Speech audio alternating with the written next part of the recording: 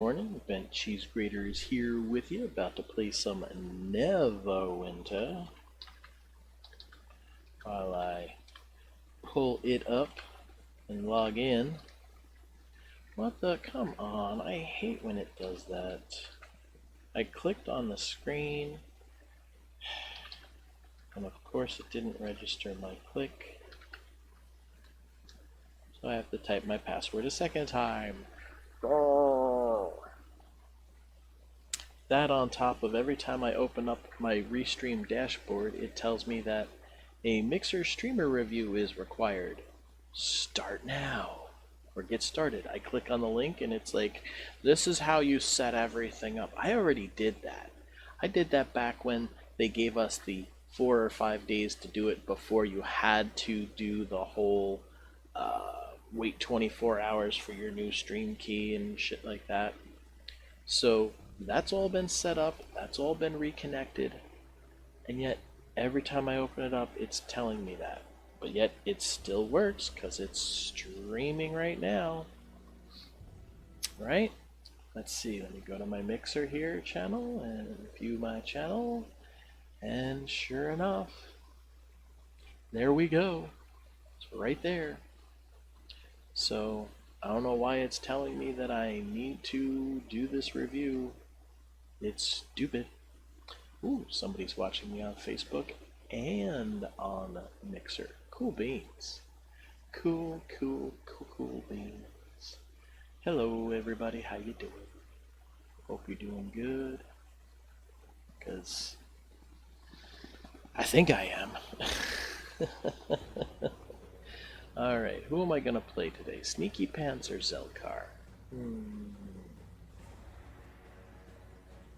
Well, Zelkar hasn't finished the Rothe Valley, or was it Sneaky Pants that didn't finish the Rothe Valley? I'm not sure.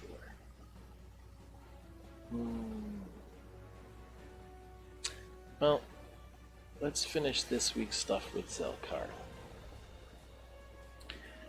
So we'll do Zelkar and then we'll do Sneaky Pants later.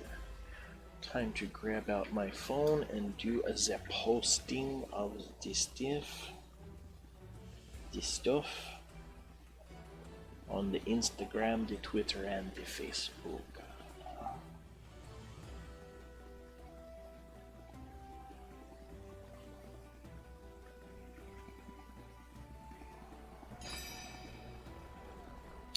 Okay, don't need to be in naughty Bent Cheese Graters.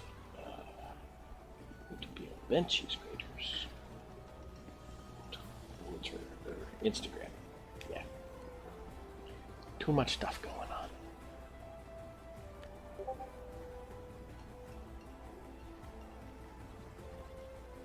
There we go. We take the picture now.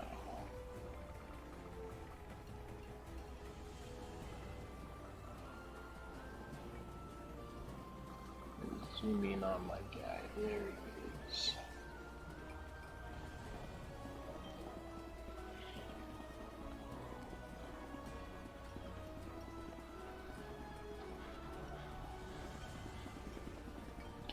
It's time to play Zelkar again.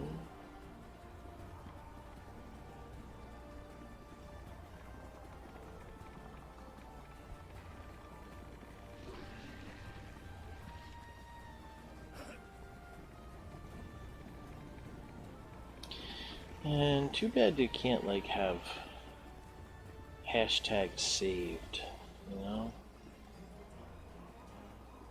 D hashtag dungeons.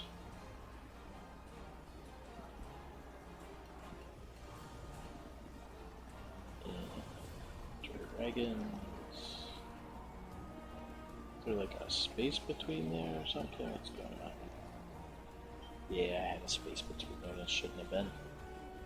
Hashtag Neverwinter.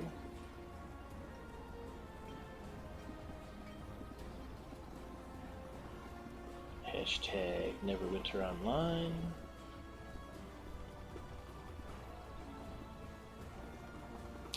Hashtag MMO. Hashtag RPG. Why is there a space between that? I did not put one. And hashtag bench cheese grater.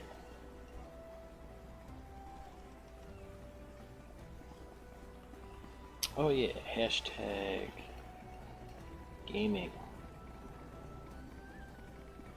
Hashtag live stream. I think that's enough. Yeah. Share that. Okie dokie. Close it all. There we go. Alright. Now, let's get this over to Neverwinter screen so you can see what I see on the game. Come on, how many times I gotta click on the damn thing? Pauses. I hate delays and pauses. Alright, so we're doing convention infiltration. Let's just make sure I don't have more that I can do this week. Ooh, what's going on, y'all? Welcome to Acquisitions Incorporated. Information acquisition, Guess retrieval. who needs another egg? Get ready for another trip to And I Mount gotta Oak. talk to him. I can't help but notice. Great. Just like good. Meet me in the usual spot. Alright. Because I already got the thing, the tank for the other thing. So there we go. And let's go here. Do I want to get the egg first? Yeah, let's go get the egg first. Man, my back is feeling that. Pull one muscle in your back, and then over the next week, the rest of your back slowly aches in turn as it goes up. Because other muscles are working harder than other ones. And as the one that's weakened heals, the other ones are getting tired of overworking and compensating. That or there's some funky weather coming.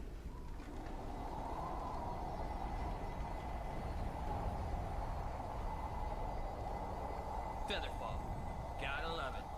That view never gets old.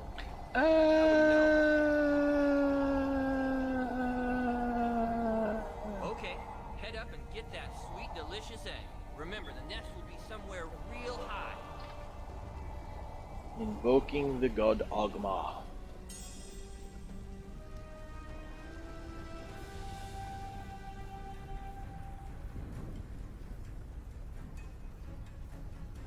I can ride my horse for a bit here. I keep forgetting about that. Makes things so much easier.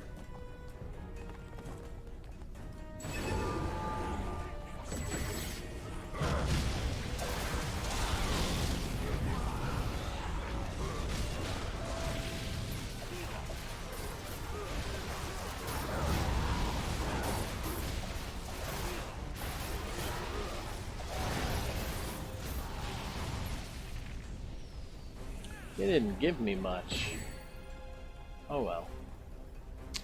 So we're gonna follow the starry moat to go see the Deep Crow, which is just gonna blast me off of his rock ramp anyway.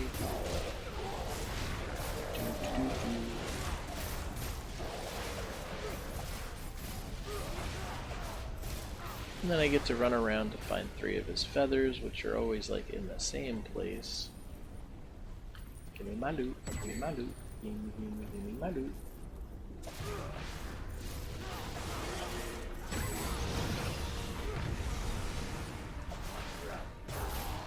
Haha. Beat you up.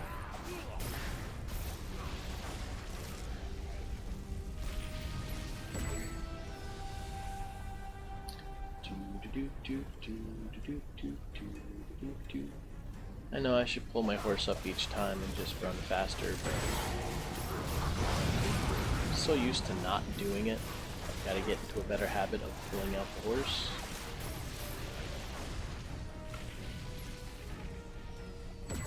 Hey, oh, because they were still there technically, huh? See what happens when I take the horse up to the Deep Crow. Yep, that's her.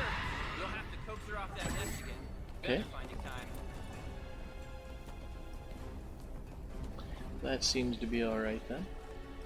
I'll just run along, little doggy.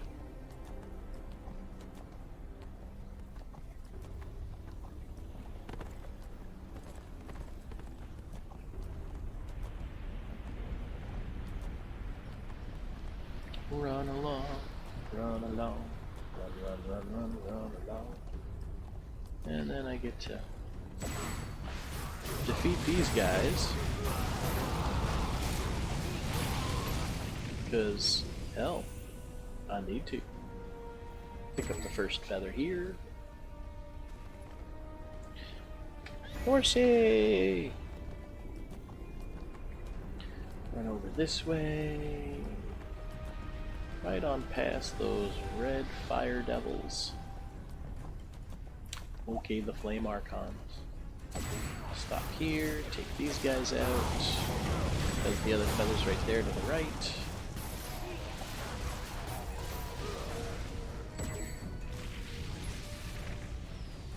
Along with an arcane kit.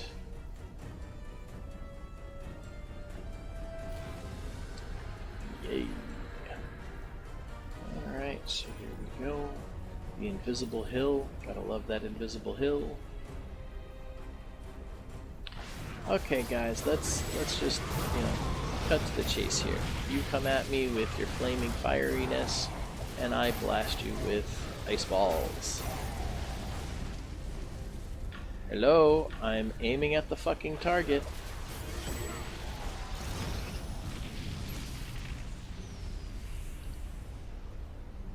Let's see how our friend the giant blacksmith is doing.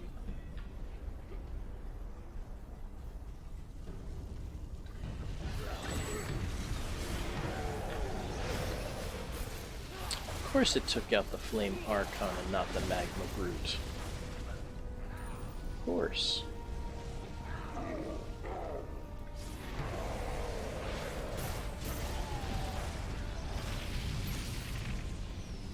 I apparently didn't aim high enough. Not a big deal. What's up with my character sheet? You almost didn't make that jump. And try and distract the giant like last time. What's up with my character sheet? Booms. I have a boom?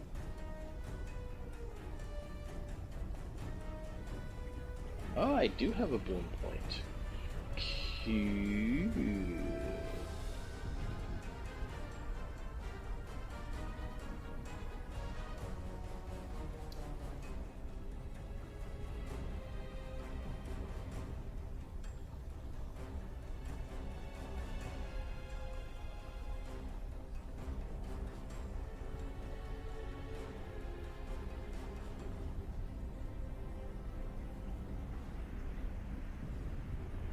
Let's get some gold bonus. Why not?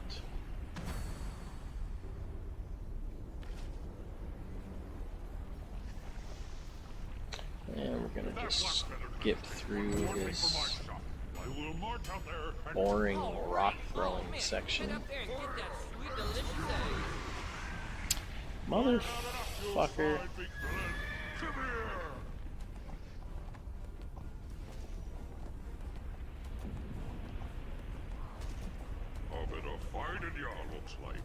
But you've met your match. You've met your matching.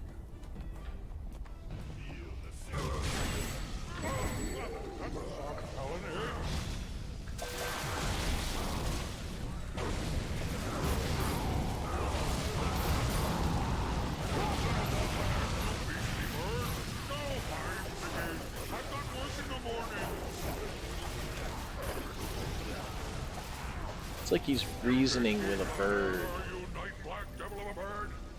Just stop fighting me with that crazy big Big ears. Like, reasoning with a bird is the way to go.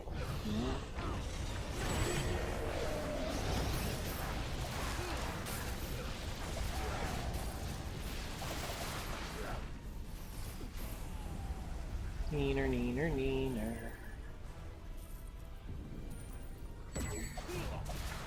It can suck my wiener, wiener, wiener, wiener.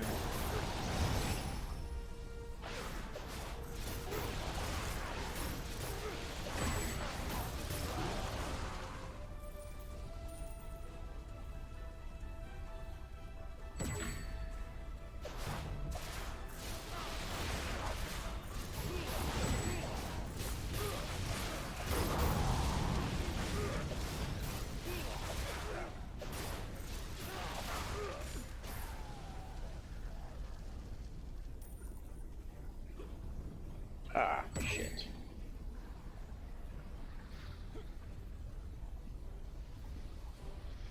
Seriously? I can't get up that fucking rock? Come on.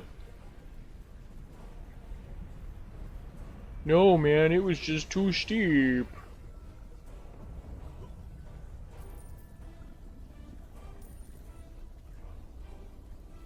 I'm gonna take out the damn scorpion first, because that scorpion has got such crazy aggro.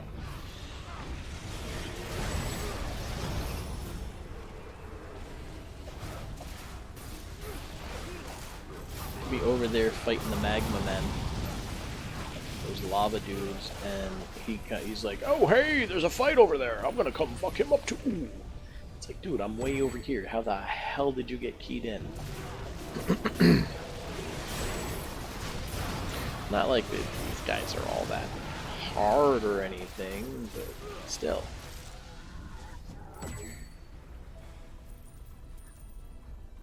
That shit bird's way over there. He shouldn't be attacking me from over there.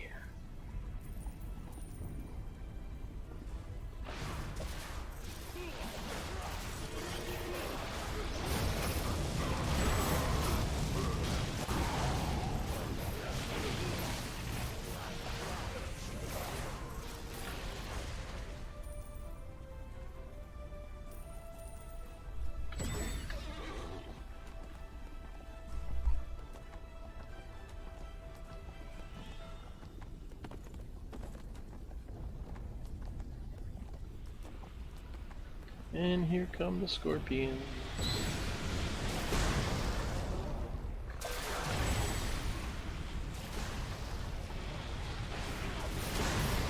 I'm trying to jump around and I'm hitting caps lock.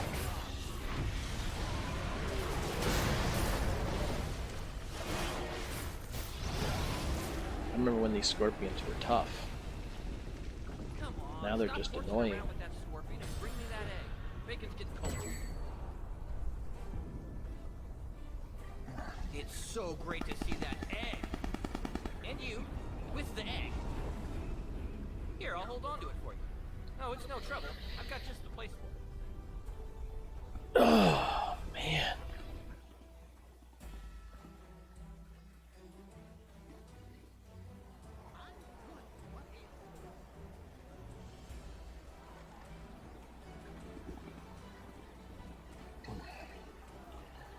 Go get my rewards.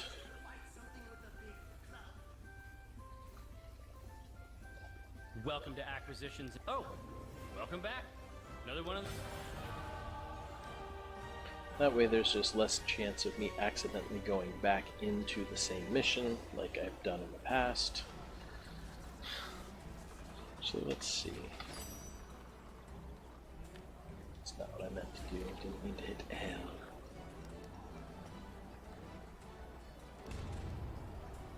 Okay, so I'm at 110, so I need 40 more. Alright.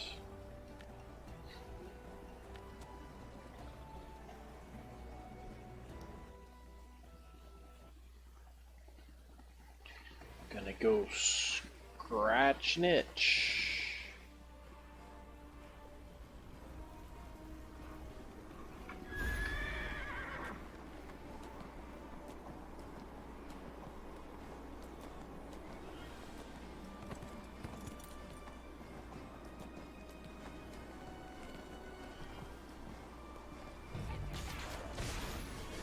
Really? Any other fucking time, I just run right past them and there's no fucking problems. Today they're perceptive.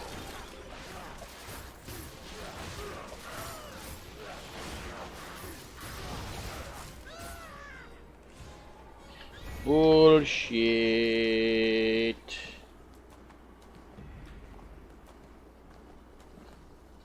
Hey, you're the one helping. So, one of these trolls out here has a pick in his head? Seems pretty straightforward to me. Yep, find the one with the pick in his head, or the one named Pickhead, which of course rhymes with dickhead.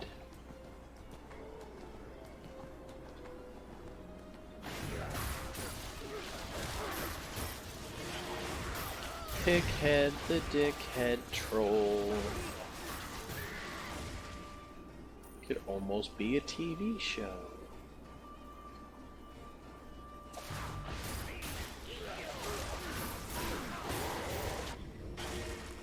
Yes, the troll jumped right in front of the wolf just as I shot my power that should have disrupted the wolf's stupid howl. I hate their fucking howls.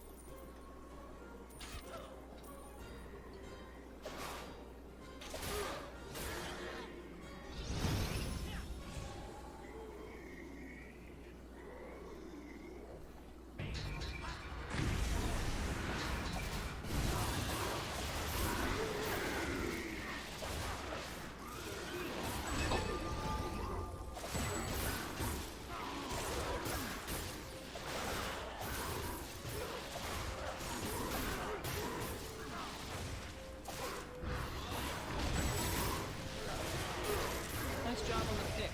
Now I need you to crawl way up in this giant, scratch his innermost nodules. That's gross. Climbing up inside the giant to scratch his innermost nodule.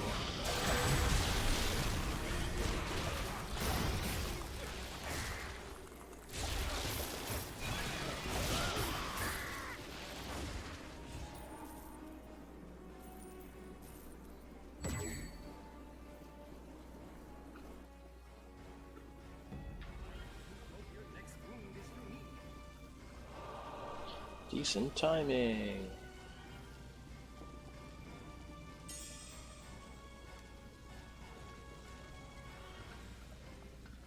It was interesting.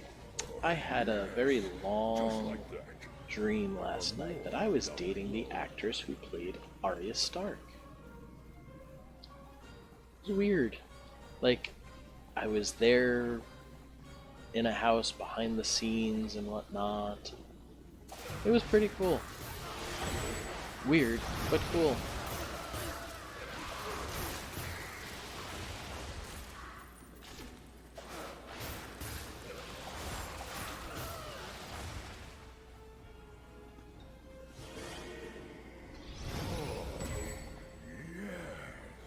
And yes, the actress, now over 18, is quite attractive.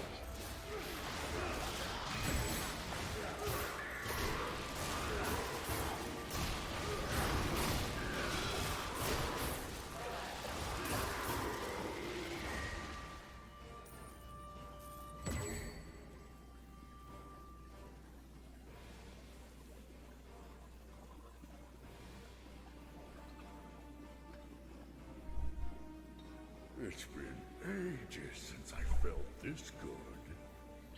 And I've only looked up her actual name a few times, so I don't know what...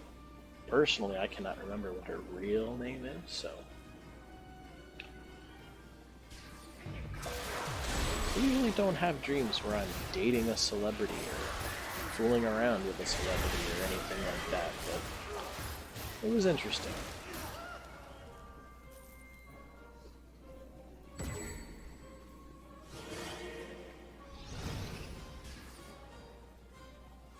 And it's such a change from the last few weeks, which are always like zombie or some type of zombie-like creatures have been, involved in most of my dreams lately.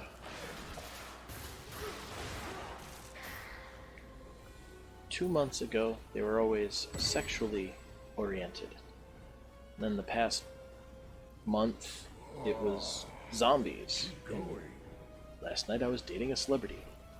It's just weird how my dreams work. And they go in cycles. I'm not quite sure why.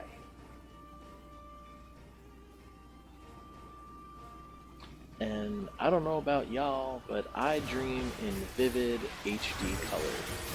Like, I many times cannot tell that I'm dreaming, though sometimes I'm aware I'm in a dream.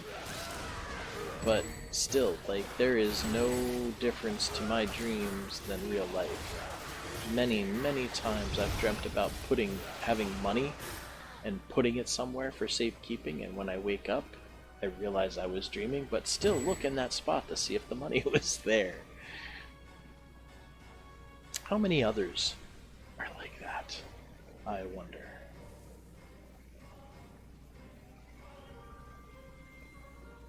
I think a lot of it has to do with the fact that I'm not smoking nearly as much pot as I used to. I'm lucky if I get to vape once or twice a week the past 4 or 5 months as compared to vaping and or smoking multiple times a day. Not so much anymore with that part-time job. I just can't afford it. Just can't afford the extracurricular fun. Even though that beautiful, beautiful CBD in the along with the THC works on my back pain so well.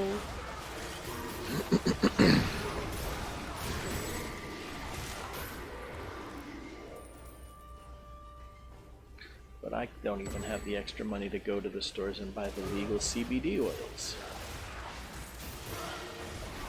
which are just about the same price over the counter as buying THC cartridges on the black market. Because I refuse to get a medical marijuana card for the fact that the new laws state that you cannot purchase firearms if you have a medical marijuana license, which I think is bullshit.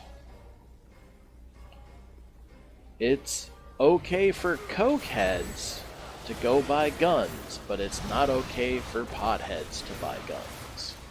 Where the fuck is the logic in that thinking? Potheads are the ones to less likely go out and shoot things. Now, I'm not talking about irresponsible teenagers, I'm talking about responsible adults. Not gonna go get high, go rob a store because I got a Cheeto Munchie attack. No, that's fucking stupid. I'm gonna go to work every day so I can afford to buy food. That's what you're gonna do.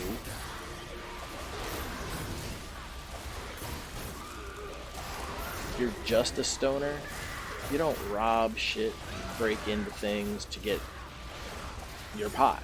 You just don't. People who rob places and whatnot for pot have usually got other drug issues too. That must be what causes you suffer with blood.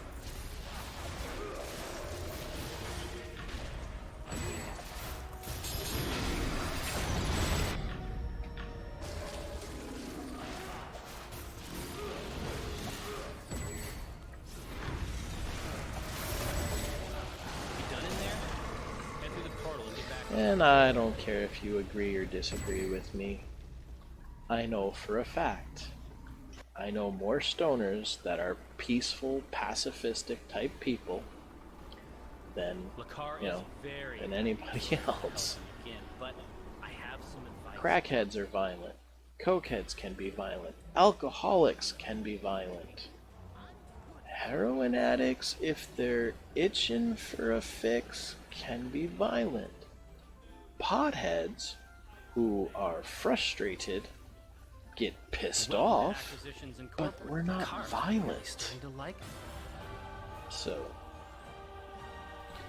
and if a pothead is getting violent, then they're just basically a violent person to begin with.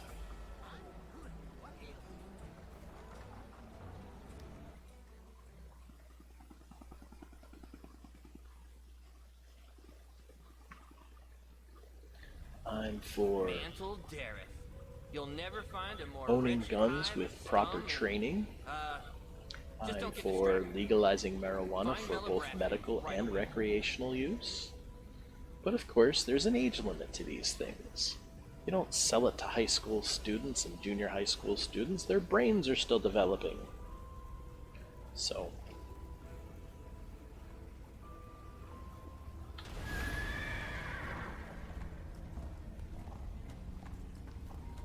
just like alcohol, it should be used by responsible adults. Oh, but it makes you irresponsible. No, not really. Depending on what you're using, what type of strain you're using. I mean, if you're smoking indicas, you're gonna be irresponsible because you're stuck in your fucking couch all day. Indicouch.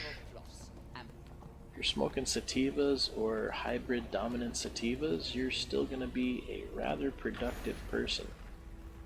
Because you're not being like, Got it? Good. Let me give I you much some prefer advice. sativas Play and cards sativa with dominant You'll hybrids. lose your shirt. You're still creative, you can still think straight for the most part. Actually, sativas help you concentrate better, As you can see, I less am distracted on what you're doing, glad to unless be you're of concentrating assistance. too Do long, tell Bella that or get Bear onto Bill like side Hawkins tangents. says hello. But that's another story. And I'm not saying you can go to work and be productive at work that way, just productive at home. Unless you work from home. Greetings. What? All right. It's not good to get behind the wheel. Mella's among our most talented crafters. Though I would trust a stoner behind the wheel before I would trust a drunk. Greetings. What can I... As a matter of fact, glad to be of assistance.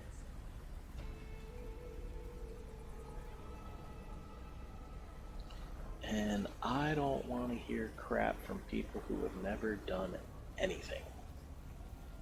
You can't sit here and tell me how bad things are just by you watching the world around you.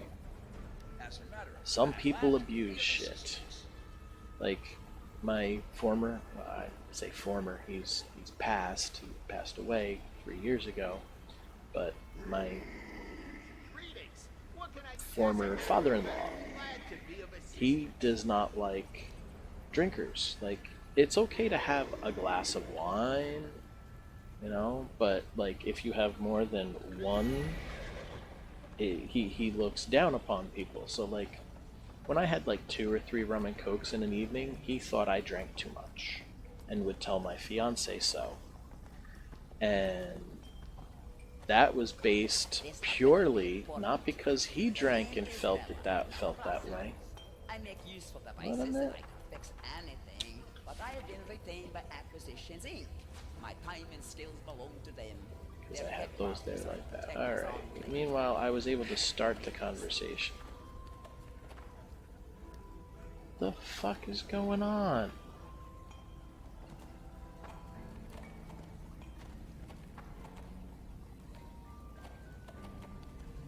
How did the mission get fucked up?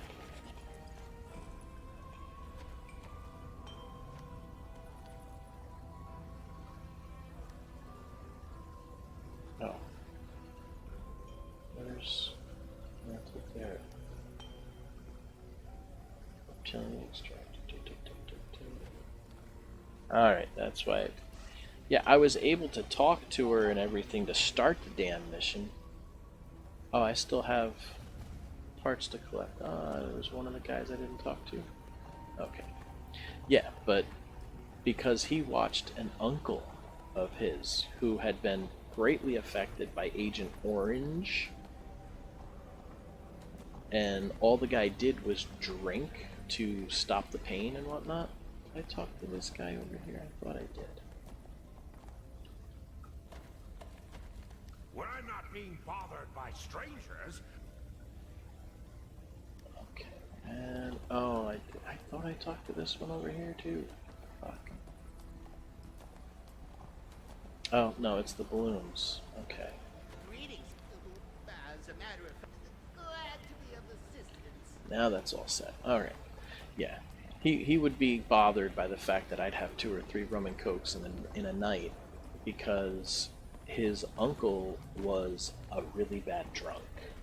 He was affected badly by Agent Orange during, I guess, Vietnam War or whatever, and all he did was drink alcohol, and he was a very mean person. Okay, go talk to So Brad. he blames the alcohol for his uncle's problems, and doesn't like the fact that, people drink more than one drink or something.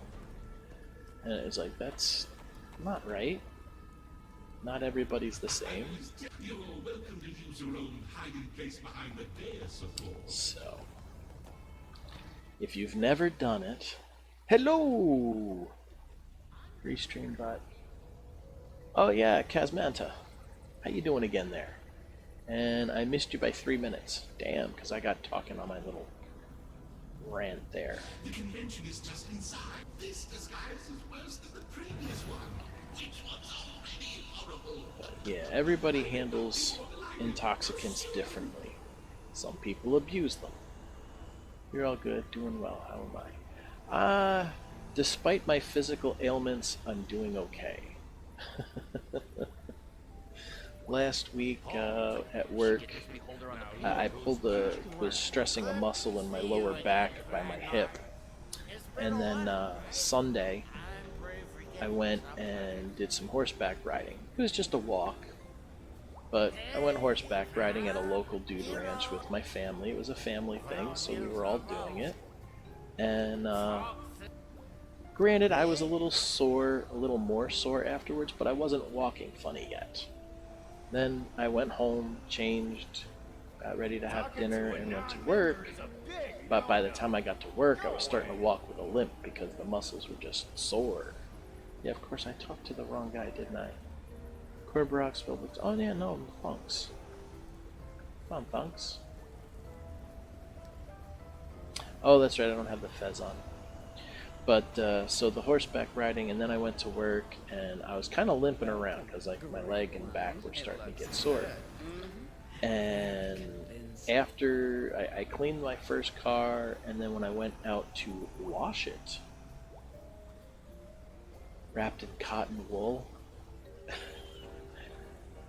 But when I... Wait a minute. What does that do? Help keep you warm and comfy? But ended up going to work, and I had to move the mop bucket for scrubbing the cars.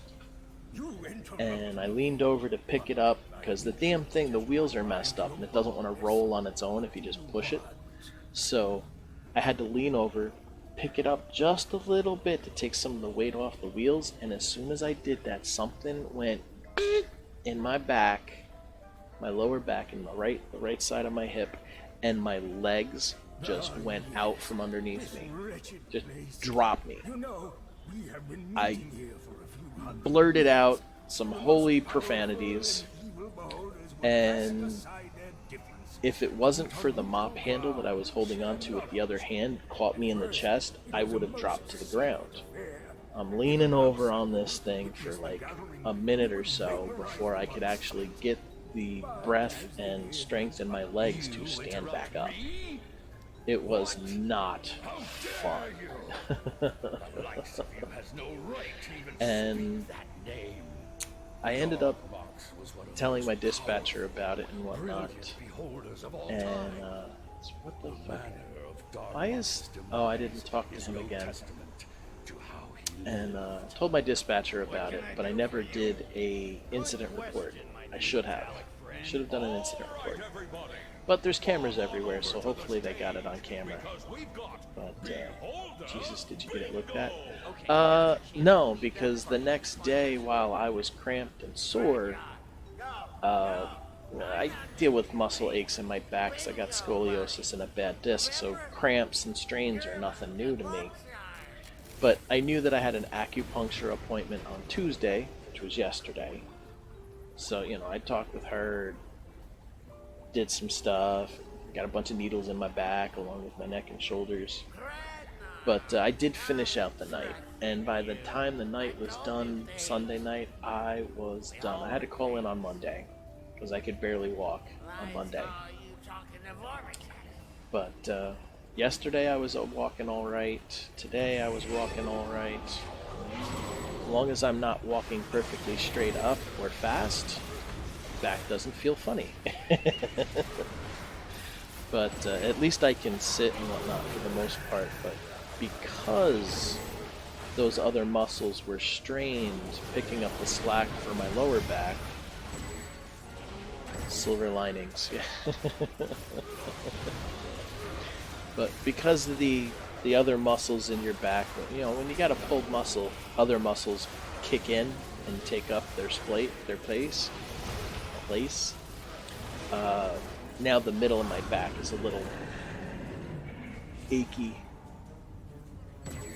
because it was doing all the work for the past 3-4 days. But I do have to work tonight. I'm going to take it easy as I usually do. And hopefully I'll be, you know, slowly on the mend. But I should definitely talk to my manager when I get in tonight and be like, yeah, is it too late to fill out an incident report for Sunday? Because that's why I called out on Monday, and you can ask Vince. I told him all about it. So, and hopefully they actually keep the video recordings saved somewhere so they can look back. Because I was just outside the garage door. They got multiple cameras in the garage. There's cameras outside. There's multiples in the office. And where I was standing, one of those cameras should have been able to catch me and drop. It happened more than once. Probably should have definitely, you know, did something about that, but damn it! Stunned for too long.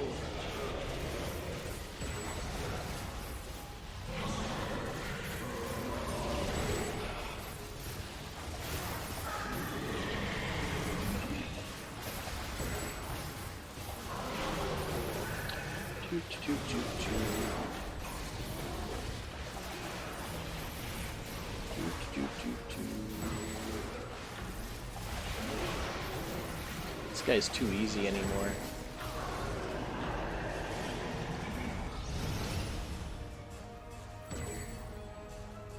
But the acupuncturist, you know, did the needles and whatnot. Felt a lot better.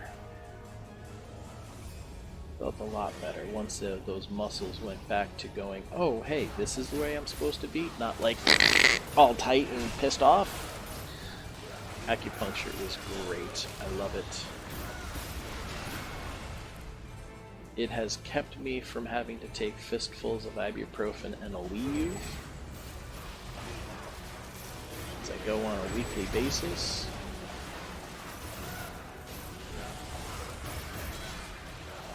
And I don't understand why more insurance companies don't. I don't understand why insurance companies don't cover acupuncture. I mean, I thought the point of insurance was to pay out the least amount of money for things, right? Well, a small thing like a $35, I think it's only like $35, you know, $35 every week is a lot better than tens of thousands of dollars in surgery later, right? Good. Once you're feeling a bit better, pain turns me into the grumpiest bitch. Yeah, I'm not in the happiest of moods today because my scoliosis is acting up in my back due to the fact that it was compensating for my hip for 3 days. So, and then when the scoliosis acts up, the bad disc in my neck acts up.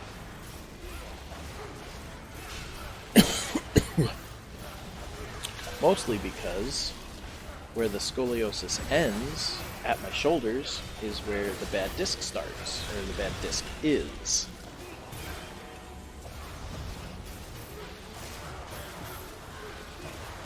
And it's pure laziness that I haven't sought out a neurosurgeon to have everything properly checked out and most likely corrected. Why? Laziness. Well, it happens, you know. I appreciate the sympathy.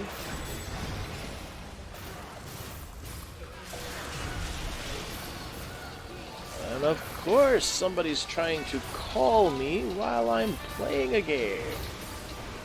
What the hey there? It's an 800 number. I don't care. Don't know who you are or why you're bothering me.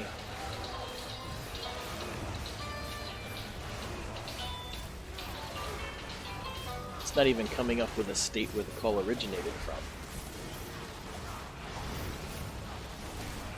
Wow, this was one of the easiest of defeating that captain ever. I think it's also, we hate admitting something is wrong. Oh, I've known something is wrong with me for the longest time. Scammers, the 800 number, probably. But it was my personal line, which I usually don't get the odd random calls on my personal line. My business phone, that's different. Get all sorts of stupid phone calls from them. Half the time I answer them and there's nobody there. Which just tells me it was some automated computer bullshit and some telemarketer didn't pick up the line quick enough. Which is fine because I don't want to talk to them anyway.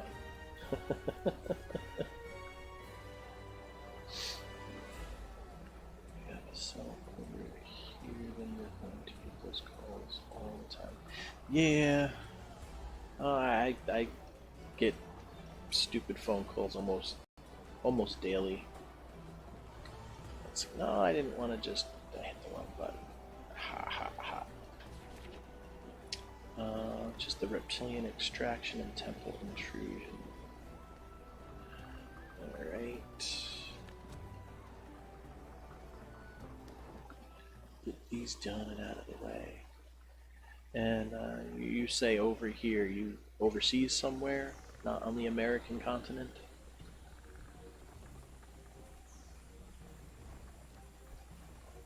Ireland.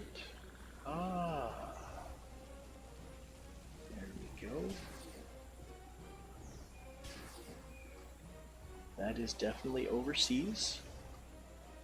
In that European area.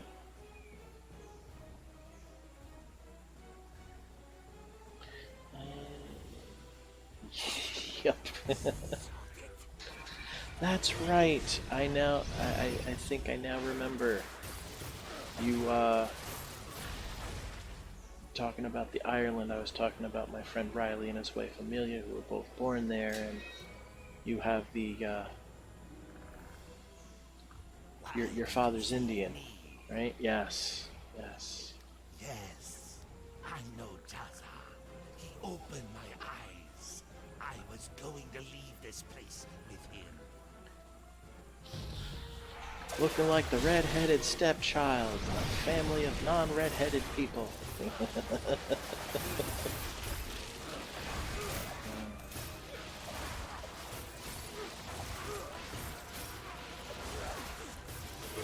It's funny because at my job, the cab company that I worked for, up until about 2 years ago, it was owned by a man named Jeff, who was the person who started the company. Well, actually, he bought one company from somebody else, changed the name, made it into what it was for 26 years, with the help of our manager, who's Mary, who is still working for the company under the new bosses and whatnot. And the new bosses had owned or inherited a cab company from the wife's dad in a town about 45 minutes from here. They only run their company from 9 to 9 Monday through Friday and like 9 to 5 on Saturday and Sunday, whereas our company is 24/7. We've got a medical contract where we bring people to the methadone clinics, the doctor's appointments, down to the city, up to Albany, multi-million-dollar contract a year that we've got. And they just don't get. All the companies here are 24/7. Okay. Yeah, not a lot of companies in my area are actually 24/7. Marsh Mystic, that's the one I want to take out first. And I don't think they quite comprehend the type of wear and tear you put on vehicles when they're being run 24/7. Because our original owner and creator bought decommissioned police cars. Chevy Caprices, Crown Vics, stuff like that.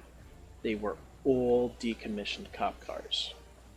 If you get one driver you like, you can ask for their number, and if you get your local, if you're going local, you can call them directly. Yeah, see, here we don't do that because we're dispatched.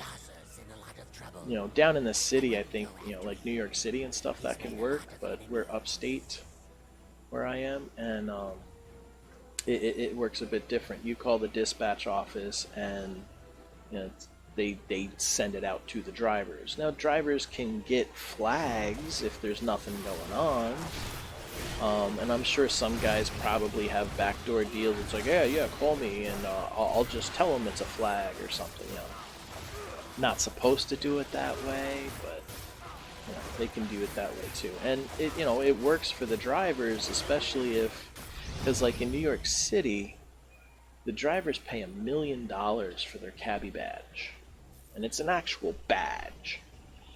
They pay like $1 million for that thing, for the right and privilege to drive in the city. Up here, we got to go to the local police stations and get like this little laminated card. It's totally different. You work for a company, you're not an independent contractor, which is the way they work it in, like, you know, the city. So those guys down in the city will more often than not go into their company that they work for, pay $75, maybe $100 to drive the cab for the day. And then they get to keep everything that they make throughout the day, which is probably similar to how it works for you guys there. The way it works for me when I was driving is that the dispatchers would give us calls, and I would get a percentage of each call. I also had to pay for my gas at the end of the day out of what I made.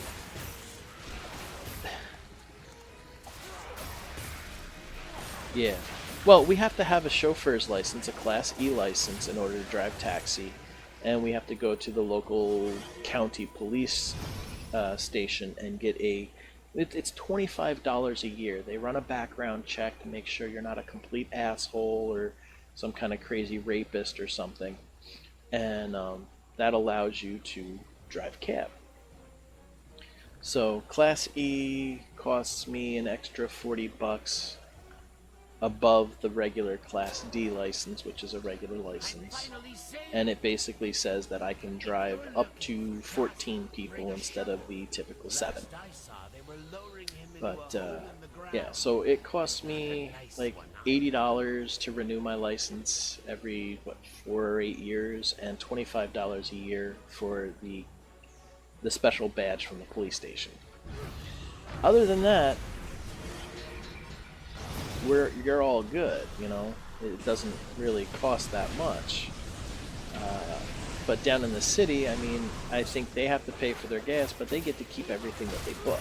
So if they book $400 in fares, they made $400 that day.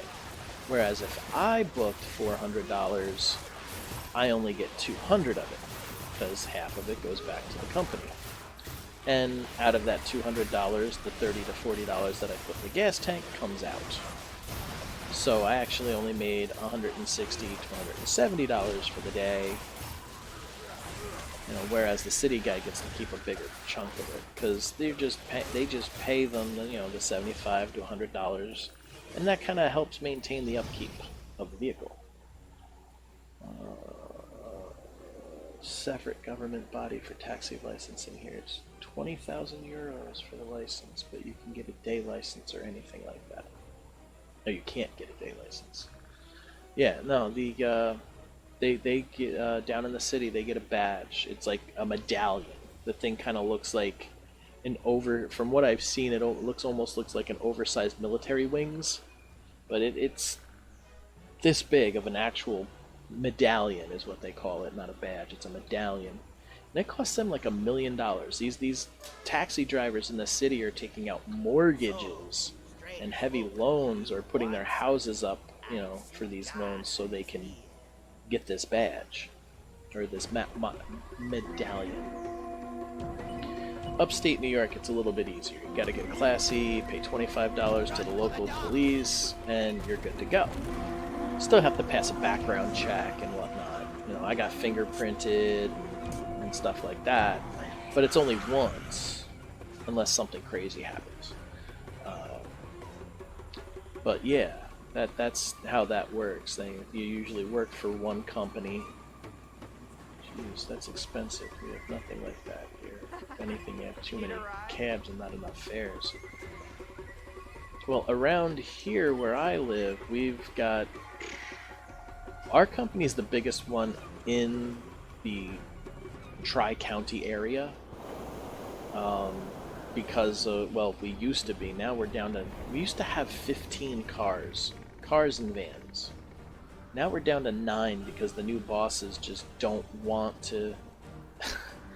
It's ridiculous. They would rather spend $3,000 on a car from a private auction sale than go 20 minutes up the road to the decommissioned police car place and buy a good, sturdy Chevy Caprice or Crown Vic, and have that car, which is designed to run 24/7, run, but meanwhile they're buying Ford Fusions, Chevy Impalas, shit that's not designed to be running 24/7.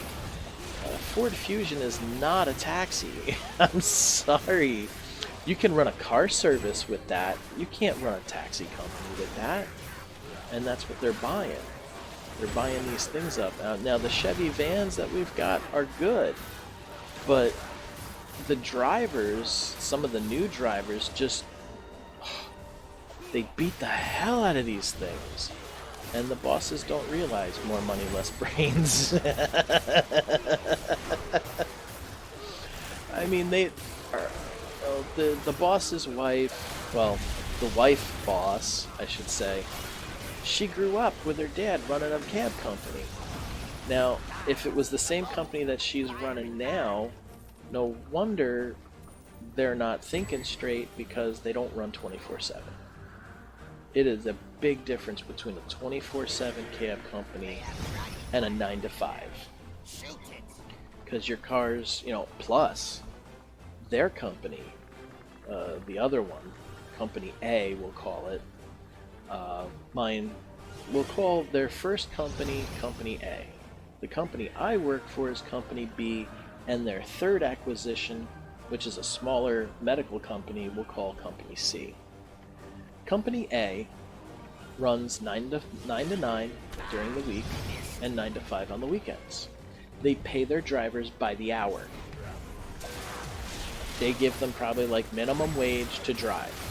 So there's no incentive for them to take that last call or two at the end of the day. Come 4:15, the drivers don't want to take any more calls when they're on till 5. Or at 8:15, they don't want to take any more calls because they're going home in 45 minutes, and it's going to be a half-hour drive to the office to leave the cab behind. That's bullshit.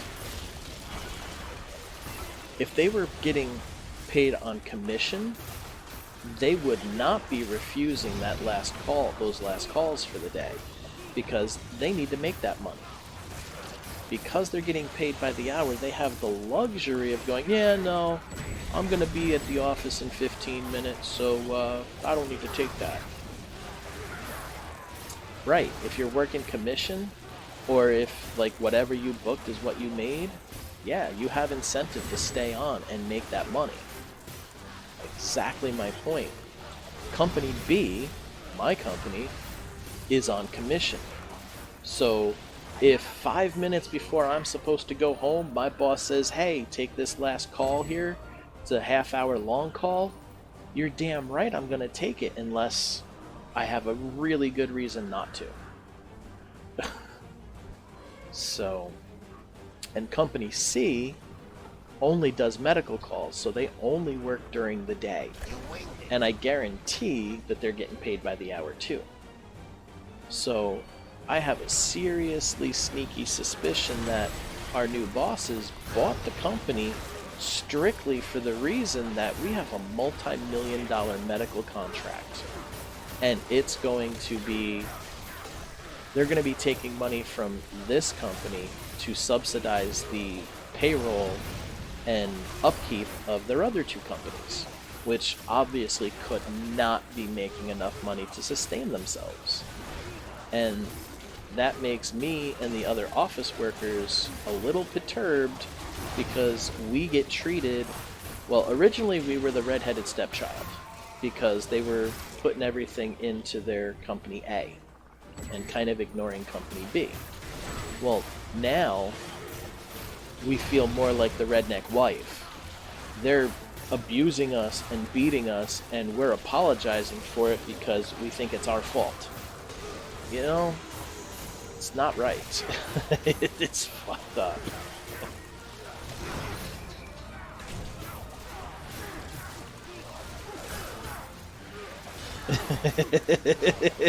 Right?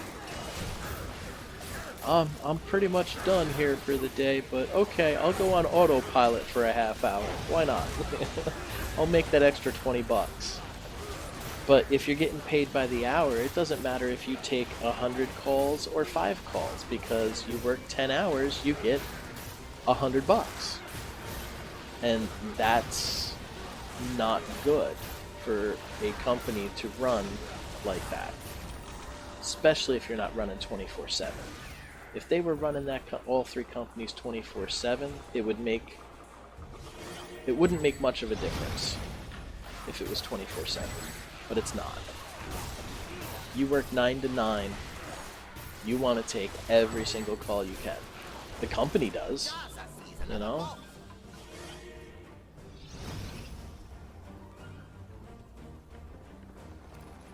Yeah, my get up and go got up and went, but I'm pretty sure my ghost has some fuel left.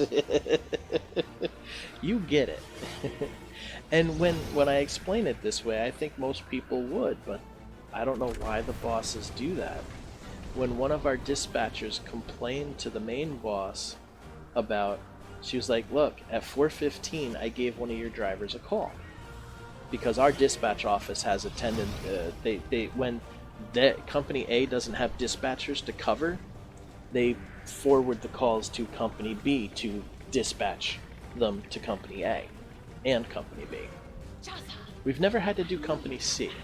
I think they've got enough of their own people and whatnot, but it's just ridiculous that a driver can actually go, yeah, no, I'm not going to take that call because I'm like 20 minutes away from the office right now, and that's going to take an extra 20 minutes. So she complained to the boss. She's like, look, this is not right. If I give your drivers a call, they shouldn't be able to just say, no, I've got this other call that I've got lined up or something, or I'm too close to, I'm on my way to the office now, so I don't want to take it. It's not right. They shouldn't be able to do that. Unless you've got a legitimate reason, like, oh, I got to pick up my kid at a certain time.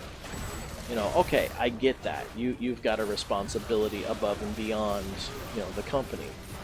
But at 4:15, and you're on till 5, and you're telling me that you can't take that call, what the fuck?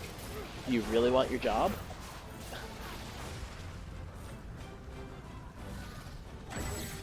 Yeah. Well, they have experience in their field of driving during the day. You know, I kind of get that, but it's baloney. But the boss's response was, well, what would you have me do? What can I do? It's like, you tell that driver to go the hall home and don't come in tomorrow.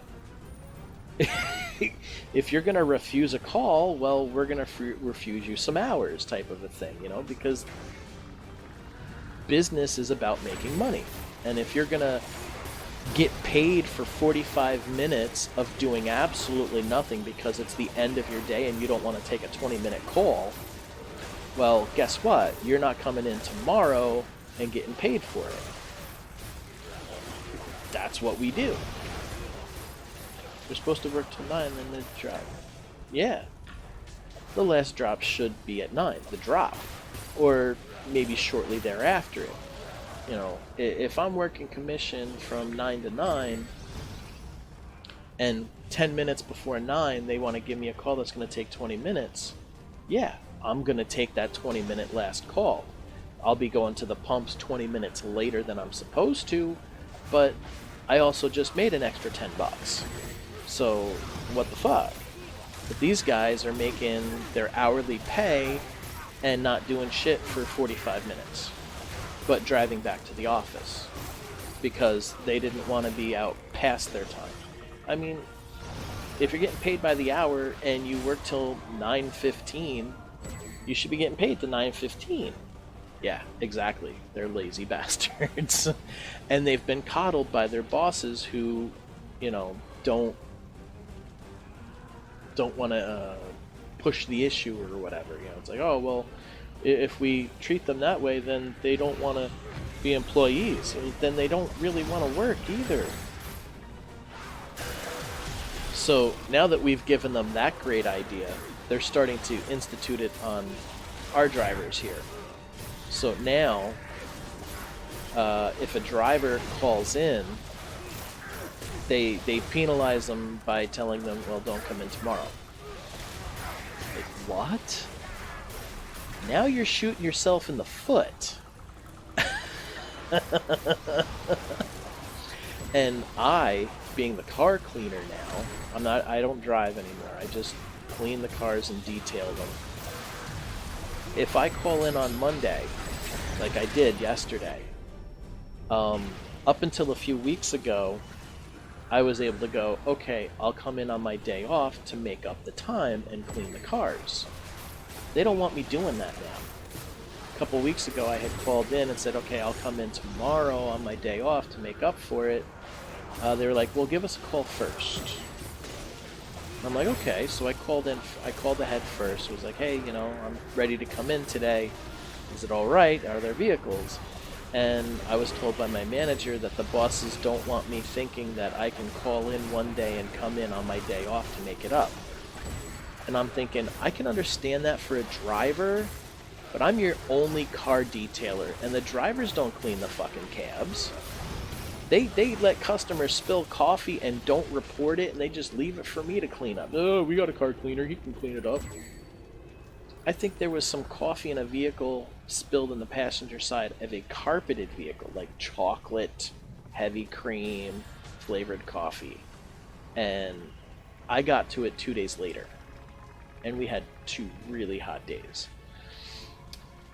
They're snowflakes and scared of upsetting them when they should be putting their foot down and demand they work a full shift. On fairness, what does it matter once you're getting work done? Yeah. I mean, for me being the only one cleaning the cars, it makes sense that, yeah, if I call in today for a medical reason because my back went out on me, or my neck, the disc in my neck is acting up, which they're well aware of, I have a medical condition. If I'm calling out for a medical reason, why can't I come in on my day off to clean the cars? You know, all you're doing is You're getting really good. punishing me more for having a medical issue. Now, if a driver decides to, you know, a driver sets up his schedule, he doesn't come in, the company is short a driver. I can understand punishing a driver for not being there, just like punishing a dispatcher, because a dispatcher's job is very important. My job at cleaning the cars is not nearly as important as the other ones, but it is integral to the way the company looks. If they want their cars to be filthy and dirty, because yeah, it's the driver's responsibility to pick up and clean them if the car is dirty. That is one of the things. Like, the drivers are responsible for the vehicles. If they get in the morning, because I work in the evenings, and some of the vehicles go out at night, so they'll get dirty. So the morning drivers are supposed to wash the car and vacuum it out if it's dirty. If it's not dirty, then they don't have to do it. 9 out of 10 drivers, or 90% of the drivers, don't clean the cars. There's like 2 or 3 drivers that we've got that do clean the car, whether it needs it or not, because they want their customers to be in a clean vehicle. Some of these drivers are just like, oh, well, we got a car cleaner, he'll take care of it. Yeah. Yeah, absolutely. Absolutely. Like, I don't know if they're trying to get me to quit, because some of the other drivers I've been talking with, they feel like the bosses are trying to make them quit so they don't have to fire them. Because if you get fired or laid off, then they have to pay unemployment. Where if you quit, you don't have to pay unemployment to people. Which I understand from a business standpoint, but that's not a good business practice. You want to fire somebody, you fire them. And hope that they get a job, or you argue the fact as to why you fired them. If it's a good reason, like they weren't coming into work on time consistently or something, you can get out of paying, unemployment around here. But you have to have a good reason for it, not just, oh, well, we want less drivers. I mean, maybe they got some crazy plan that they're going to have this company run into the ground so they can cannibalize it and get the contract for themselves instead of the other company. And they keep on telling the office workers and stuff that, we're one company. No, we're a corporation with umbrella companies underneath. Like, they're KC Medical with this company A, B, and C under them. We're not one company. We're 3 separate entities. I don't have any loyalty to company A or company C because I work for company B. Granted, company A, B, and C are all owned by the same bosses, but that doesn't mean that I've got any loyalties to the other 2 companies. I don't work in Greenwood Lake. I don't work in Monroe. I work in Kingston. It's like, how can I be loyal to a company that I have nothing to do with? Get into the bushes. But they want us to all be like one big happy family. It's like, we're not. I don't see those other drivers at all. They're 2 counties away.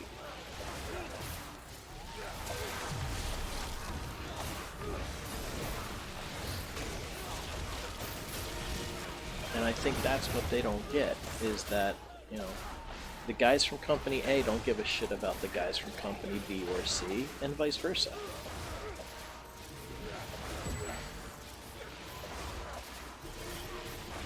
Oh yeah, I mean, I have no intention of quitting. I don't feel like they want me to quit, but it did... The first time it happened, it made me think, like, do they want me to quit? Is that why they're treating me like this? Because it doesn't make any sense. It's like they're shooting themselves in the foot. We don't want our cars cleaned. That's not going to work when you're all separate and it's different rules for each branch. Yeah. It's just, I don't know. I don't know what they're thinking. I don't presume to know exactly what they're thinking. Just based off of what they're doing, I can only presume what they're thinking. Ah! Get out of there! Get out of there! Back in the bushes! Back in the bushes! I hate you, Deep Crow! Go away!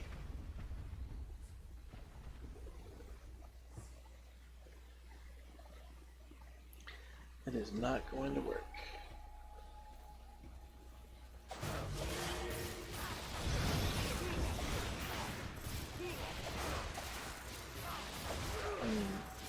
It's just, and our main manager at Company B has been running the company. Like, the original boss kind of like gave her, he didn't quite give her carte blanche to run the company. He was just like, look, you're running my company well without me being here overseeing everything every day. So you tell me what needs to be done, and I will approve the money to get things done. And that is how this company ran for 26 years. Always made a profit, always worked well, and that was that. You know, it was good. But the new bosses are just like, oh no, you have to run everything by us. We have to approve everything. You can't make decisions on your own. Which is their right as bosses.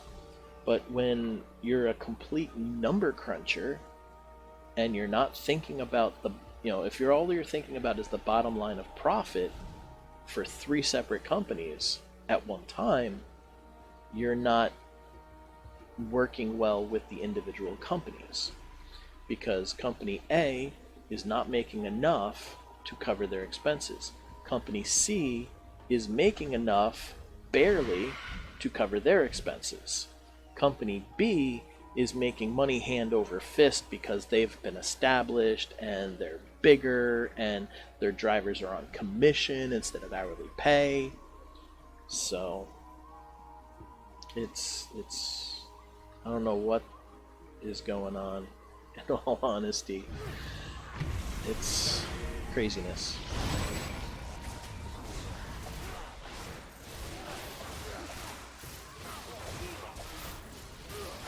If they would just let our manager run the company, and when a car needs to be fixed, fix it, instead of going, oh wait, we can wait a week or two for that axle to actually go out.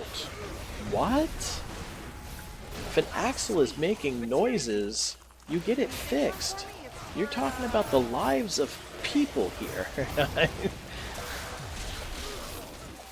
Especially when most like 2/3 of our calls are not cash calls, they're medical calls. These people are under contract to be picked up and brought from point A to point B safely. And you hear, oh, the rear end's making funny noises. Let's not fix it right away. Be careful. The new boss would be, if he was dead, the new boss would be rolling, or the old boss would be rolling in his grave right now to see what has happened to his company. But he sold it, so it doesn't matter. Which means it'll cost them more in the long run if someone has an accident due to the fault in the car. Yeah.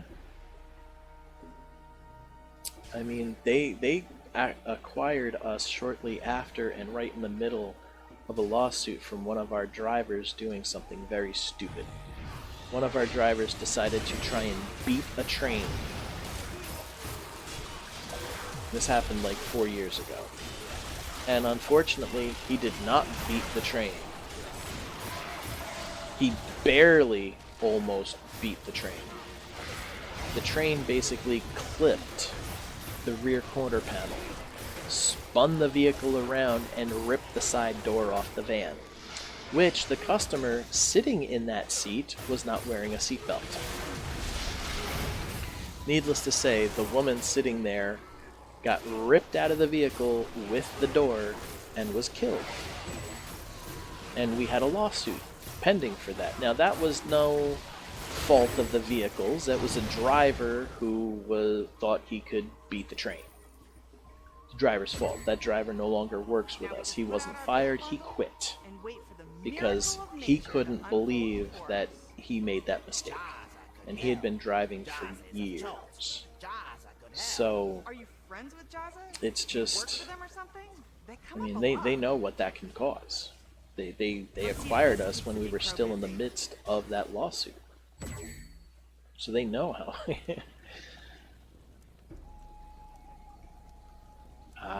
See, the seatbelt laws were a little different for us up until last year.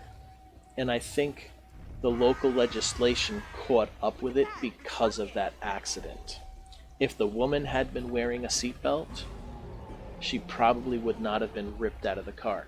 She may have been hurt, but she would still be alive.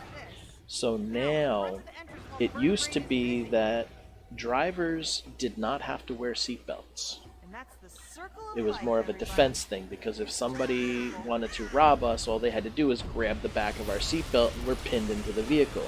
You put weight or anything on that seatbelt, you're not going to be able to get it open.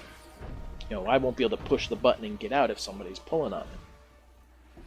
But because of that, the new laws state that drivers must wear their seatbelts and customers must wear their seatbelts at all times.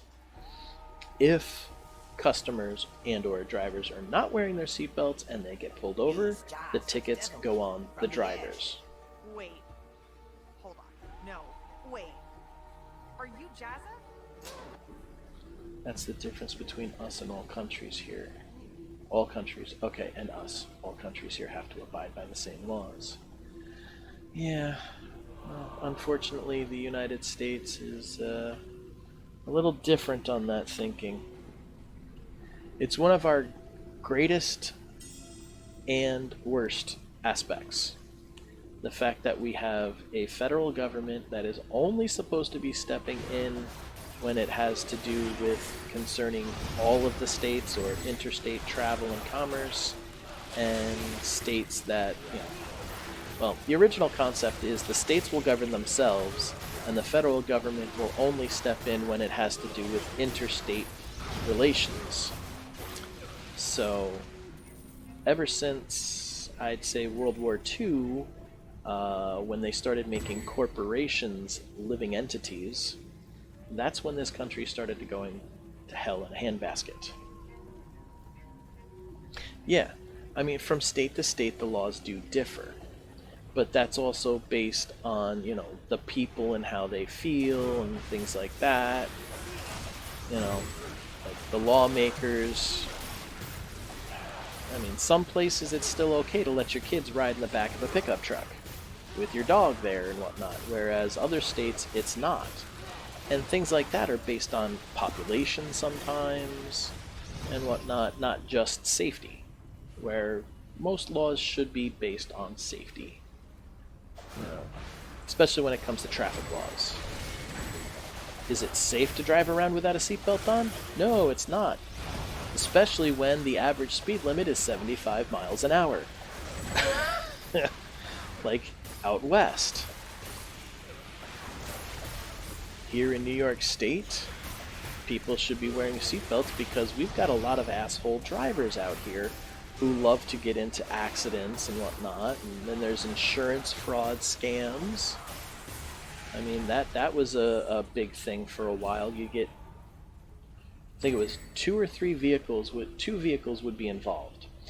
You pick a target vehicle, say me, and then one person would drive up and cut in front of them, and the other vehicle would drive up next to me and block me in. And when this person in front of me slams on their brakes, I've got nowhere to go but off the road or into one of those 2 vehicles. Then they claim that I was riding too close, and I'm hit. All laws go to our president. If he doesn't sign them off, they don't get passed. But if he does sign it off, then it's countrywide. Yeah, we do have federal laws like that. You know, I think seatbelts now are a federal thing. Every state, you're supposed to wear your seatbelt. All passengers must wear seatbelts. There were some exceptions, like cabs, I think public transportation in general was, and most of the times, I think that was mostly intended for heavy cities where you're not driving fast all the time, and mass transit like buses and trains. Because, let's face it, if a train gets into an accident, whether you're wearing a seatbelt or not, you're getting fucked. Buses, you're more likely to not get into an accident with a bus. We don't have seatbelts on our buses or trains. I think seatbelts are trams, okay. I think seatbelts are mandatory to be available, but they're not mandatory to be worn, especially school buses. School buses always had seatbelts, but we were never forced to wear them. I think nowadays the seatbelts have to be there and the children are supposed to be buckled in for safety purposes. Plus, it keeps them in their seats and they're not running around doing all sorts of God knows what, which is a good thing because children don't know shit. We gotta protect them from themselves. But like adults with like mass transit buses and trains and stuff like that, I mean, the chances of trains getting into an accident where passengers are getting hurt are slim. And if it is, it's a tragedy because the train went off the track, not just because it hit a truck or something that got stuck on the tracks. But buses and whatnot, yeah, that can get pretty messy because you're talking 30, 40 people or more getting flung around depending on how the accident happened. So, I mean, the best thing would be to make everybody wear seatbelts all the time. No ifs, ands, or buts. But also it turns around and how do you enforce that? We don't have a school bus system like you guys do. Oh, everybody brings their own children to school or they walk? Yeah, see, the school buses, yeah. School buses are a big, big deal because not everybody, well, the work ethic in America is ridiculous. You either don't want to work at all or you work too much because you're getting paid to do it. It's like, oh, you've got 3 weeks paid vacation. But if you don't work it and stress yourself out like a motherfucker, we'll pay you that time at the end of the year. So we get more production out of you and you die at an early age and we don't have to pay retirement benefits as long. Yay! Win for everybody. No, that's... it's fucked up. Now, I like the ideas of the way it works overseas. You are mandatorily made to go on holiday. People need breaks. We really do. We need to take vacations and holiday and decompress because work is stressful. It's a 4-letter word. You know? So is love. Love can be stressful. But that's a whole other ball of wax. But yeah, the corporate practices are, I mean, if everything were still kind of like privately owned mom and pop shops and maybe chain pop shops, things would be better. Corporations have really, it's not capitalism that's ruining us, it's corporations. Corporations and capitalistic greed. I mean, if it costs a company, like big pharmaceuticals, if you don't take your holidays over here, you lose them, so people tend to take them. You don't get paid for them. Nice. One of the big problems in this country, I feel, when it comes to corporate bullshit, pharmaceutical companies. It costs them $5 to make this pill, which is a life-saving pill. But they charge $50 for you to buy it. That is 1,000% markup. What the fuck? It's insane. There should be, the governments get upset when there's a natural disaster and stores price gouge a case of water, from $5 to $25 due to scarcity and supply and demand. No, you can't do that. But it's okay for pill companies to go, well, it costs us 50 cents to make this, so let's charge $50. Or it costs $5 to make this, let's charge $500. What the fuck? That's not price gouging? Work-life balance over here is a big thing. Companies know if their staff need to take a break, then let them have the break because they know the staff will work better when they come back. Yes! Happy employees are good employees. Stressed out employees are bad employees because that's why you get people pissing in dough batter, spitting in food, wiping steaks on their ass to go, fuck you. And yes, it happens. Over here, the good thing is if you have a long-term illness, you get medication for free. That's a nice thing. And we've got, like the two sides of the coin now. It's like, oh no, we're going to become Russia and socialists and socialism. It's communism. Looking out for your neighbor may be socialism, but it's a good kind of socialism.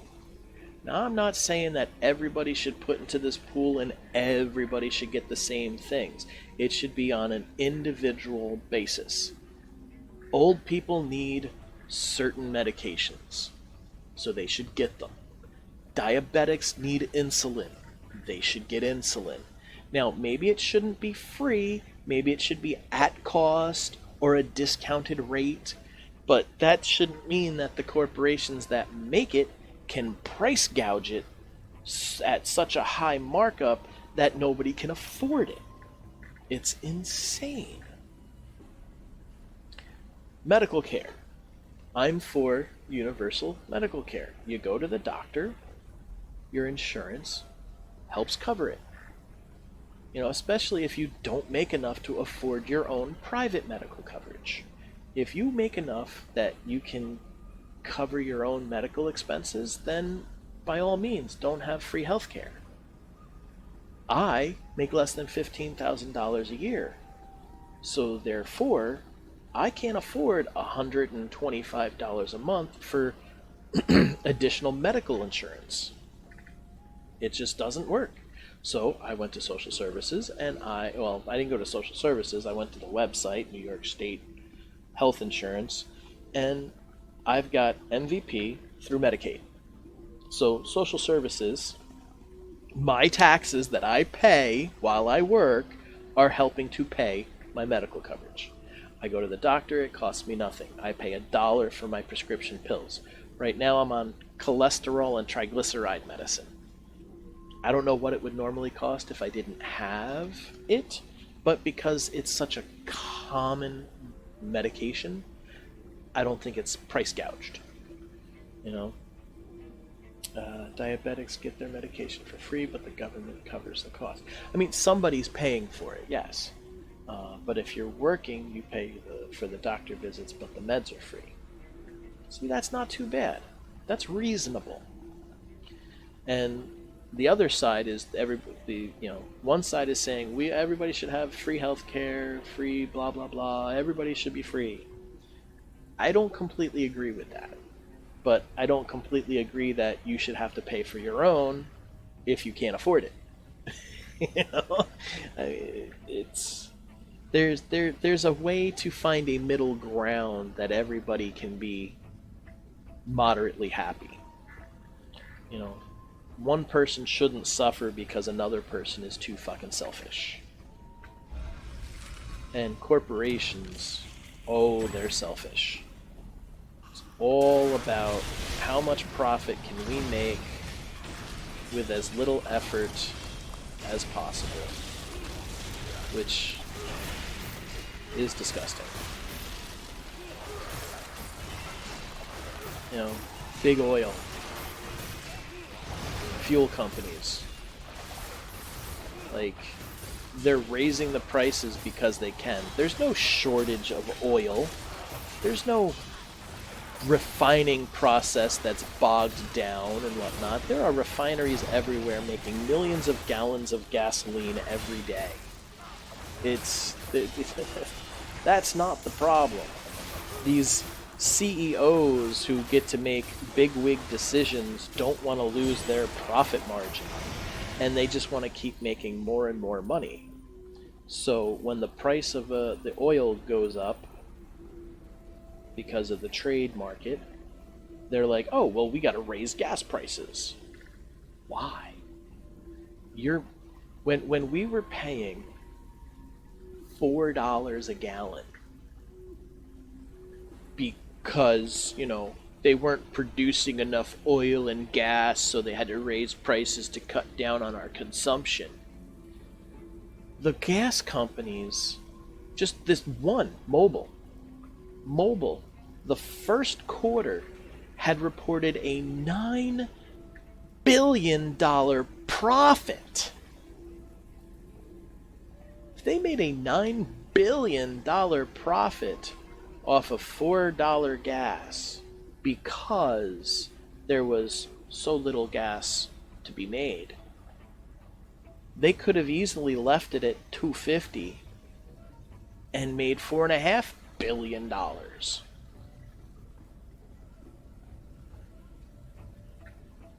Billions of dollars. Now, how many people are sharing in that profit? Thousands? That's still hundreds of thousands of dollars per person. But no, because of a select small group called the CEOs, or the board, the boardmen, they get the biggest chunks because, well, we made the decisions. What about all those little motherfuckers that are pumping the oil, that are refining the oil, that are changing the oil into gasoline, the inner working cogs of your company? They're getting paid minimum wage and have to go to social services to get food assistance, but yet you made billions of dollars. Yes, it is. It's modern day slavery. I keep seeing the thing about Amazon. Amazon is now a $1 trillion company, and I think it's half to 3/4 of their employees are on social services for food stamps and shit. If you're a $1 trillion company, how the fuck do you have employees that need social services to survive? The fuck is wrong with this picture? And then the response from all these rich fuckers is, we'll get a better job. You work for a $1 trillion company. How can you get a better job? I mean, come on. Like, I've seen the argument, it's like, well, food service people deserve to get paid appropriately to live, right? Well, yeah. So then, shouldn't they get paid a living minimum wage? Well, yeah, sure, that makes sense. Okay, so let's pay them $15 an hour. Oh, no, they should get better jobs. What? Not everybody's fit for a corporate job. Not everybody's fit to be a fucking mechanic making $80 to $120 an hour. Not everybody's fit to do that job of physical labor getting them $20-some an hour. Believe me, if I didn't have the back problems I have, I'd be out working some kind of physical labor job getting $20 to $30 an hour. Not sitting behind a computer desk or in a cab, which is only further hindering my health problems because, well, I just can't go and do back-breaking work. It's scare tactics so people buy big and the cost because it's a secondary factor because it's a need. Modern day slavery. The rich get richer and the poor get poorer. Yeah, and the rich blame the poor for the other poor people's problems. That's the the switcheroo. Hey, look at those immigrants coming in and taking your jobs. What jobs? The dishwasher jobs, the garbage truck jobs, the hard physical labor jobs that nobody else wants to do, like running across an icy roof with a nail gun putting shingles down? Are you fucking kidding me? I'm not poor because some Mexican's trying to make a better life for himself in our country illegally or legally. No, I'm poor because you rich fuckers don't want to give up anything that you take in. If you work here, regardless of what you do, you get minimum wage. See, here, see that's the thing. You probably have a nationwide minimum wage. Our minimum wage, there isn't a federal minimum. Well, I think there is a federal minimum wage, but I think the federal minimum wage is like $7 or $8, whereas states bring it up more. And I think that we were trying to work on a federal minimum wage, because the whole point of a minimum living wage is so that one man can support his family on one income. Yeah. That was the whole point. When we started the minimum wage back in, what, the 40s or 50s here in this country, it was so that one man could support his family, put a roof over their head, have food on their belly, and clothes on their back. That's it. If you come to work 40 hours a week and do your job well, you should be able to own a house, have a car, put food on the table, and clothes on your back. The way things work nowadays, both parents need to work a full-time job just to be able to afford their mortgage payment and put groceries on the table. And then a lot of people are going to thrift shops and stuff like that to buy secondhand clothing, or they're going to food banks to get food subsidized so they can eat for the month. That's wrong. It's $9 here, so about $9.55 an hour. I thought the euro was a little bit more than that compared to American money. Only 55 cents? Yeah, because I think most states now have about a $10 to $11 minimum wage. I think that's about where we are. Down in New York City, it's $15 an hour, because a one-bedroom apartment is $1,000 fucking dollars a month minimum, and that doesn't include utilities. Are you kidding me? That's insane. Up where I live, you can get a 2-bedroom apartment for about that, or a little bit less, on average. Some places rent houses for $1,500 a month. There are 1-bedroom houses in New York City that are $1,500 a month, $2,000 a month, $3,000 a month. Now, granted, it also depends on where you're living, but what the fuck? Not today, I just looked it up. Okay. Same here, but mostly in Dublin. Most jobs in Dublin pay really well. I have a friend in Denmark that I regularly game with and whatnot, and he was saying that their minimum wage, I think, is around 20 krones, which, if I remember correctly, came to be about $9 or $10. No, I think that was more like damn, I don't remember now. But their 20 krones an hour minimum wage was more than what we're making here as a minimum wage. So it's, yeah, I mean, it's crazy. It's fucking crazy.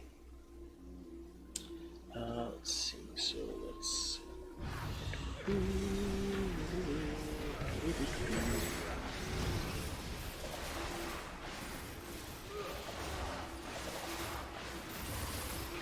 I want to kill the Mystic first.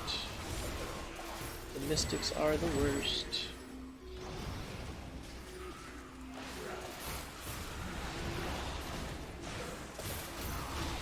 Alright, you guys, get the hell out of my face.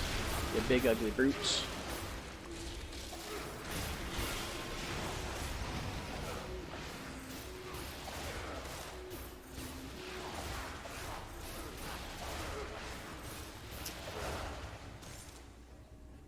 Danish krones. Is that what the DKK is? Danish krones.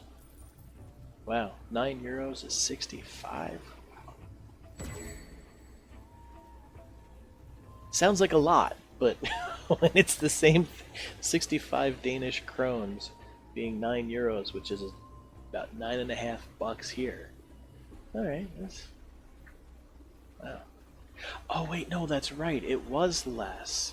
I think he was saying that it was like between 20 and 30 krones was like the minimum wage, but you can also get, yeah, the cost of living is a lot lower. He had what we call a studio apartment. You know, you have a separate bathroom, but your kitchen, living room, bedroom is one big space. I guess it's called a flat overseas. We call it a studio apartment here. It's basically one big room with a bathroom attached or something. That was like $300 or $400, the equivalent of like $300 or $400 a month, which is not bad. That's a decent price. That's what a studio apartment was here like 20 years ago. Now we'll probably be paying like $800 to $900 a month for a studio apartment, depending on where it is. Like if it's in a high traffic area or an industrial area. Well, if it's in an industrial area, it'll be cheaper because it'd be like an old warehouse type of thing. But if it's in a business district, it would be a lot more. Probably like $1,500 a month for a studio apartment because you've got the view of the city or something like that. And really, that's insane. I live in a mobile home park. I was able to get a decent antique trailer in a relatively good park. Not a trailer park, a mobile home park. There is a huge difference. We have to mow our lawns every week. We have to trim our bushes. We're not allowed to leave stuff out in the yard. There's a bunch of rules so it looks nice. Trailer parks don't have those things. You can just have all sorts of inane shenanigans going on. Have a meth lab running in your house and shit like that. Can't do that here where I live. And I'm only paying $400 a month for lot rent. My heat is through kerosene. My hot water is electric. My cooking is propane. So it really doesn't, my cost of living is fairly low. But if I were to upgrade to an apartment... Hey, Grey Haster, how you doing? It has been a while. What is going on with you? I'm just sitting here talking about some bullshit politics of the U.S. with an Irishman, and you know, it's been fun.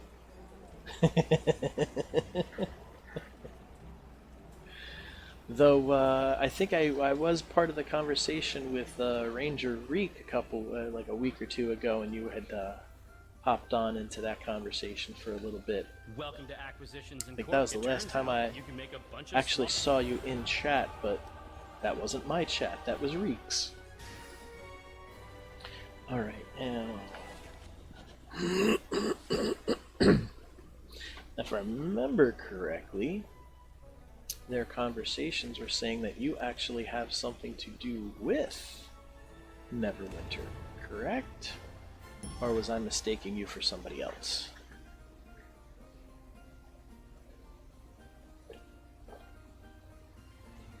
Or was it actually a different game and I was just thinking that they were talking about you being a part of the Neverwinter team or something like that?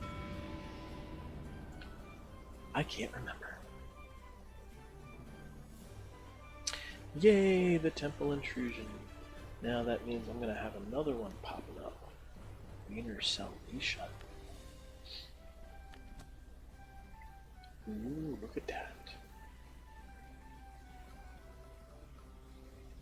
Okay, that was part of the team. I thought I caught some of the conversation saying that you were actually one of the programmers or something. Had something to do with the actual.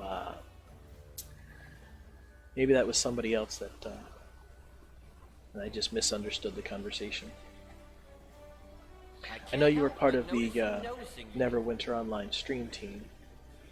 I'm talking so much and not drinking enough water. Throat's starting to gum up.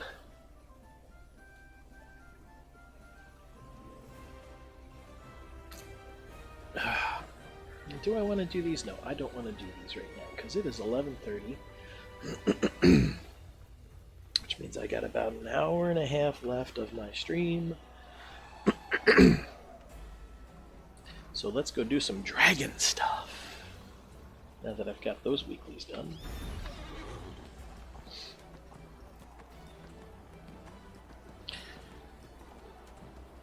Lasser is one of the producers. He hangs out in my stream often. It was closed beta for Mod 17, but I'm not employed by Cryptic. That was the word I was looking for, Cryptic. Where am I? Okay, here I am. Looking away. Okay, so Lasser. It was a couple weeks ago with that conversation and whatnot. So, plus, when I'm always, when I'm watching people, it's when I'm working. So I'm always back and forth. I pull the car in, check out the conversation, go vacuum out the car, clean the windows, check out the conversation. Because I can always hear what the streamer's saying and fellow players if they're in voice chat, but I can't always see what's going on in the actual text chat. So, and it's really the only time I get to watch streamers. Reek might have been talking about hiring me to make the intro vid for him. I think that was about the same time. That could be. That could be. Ooh, almost forgot to check out my workshop.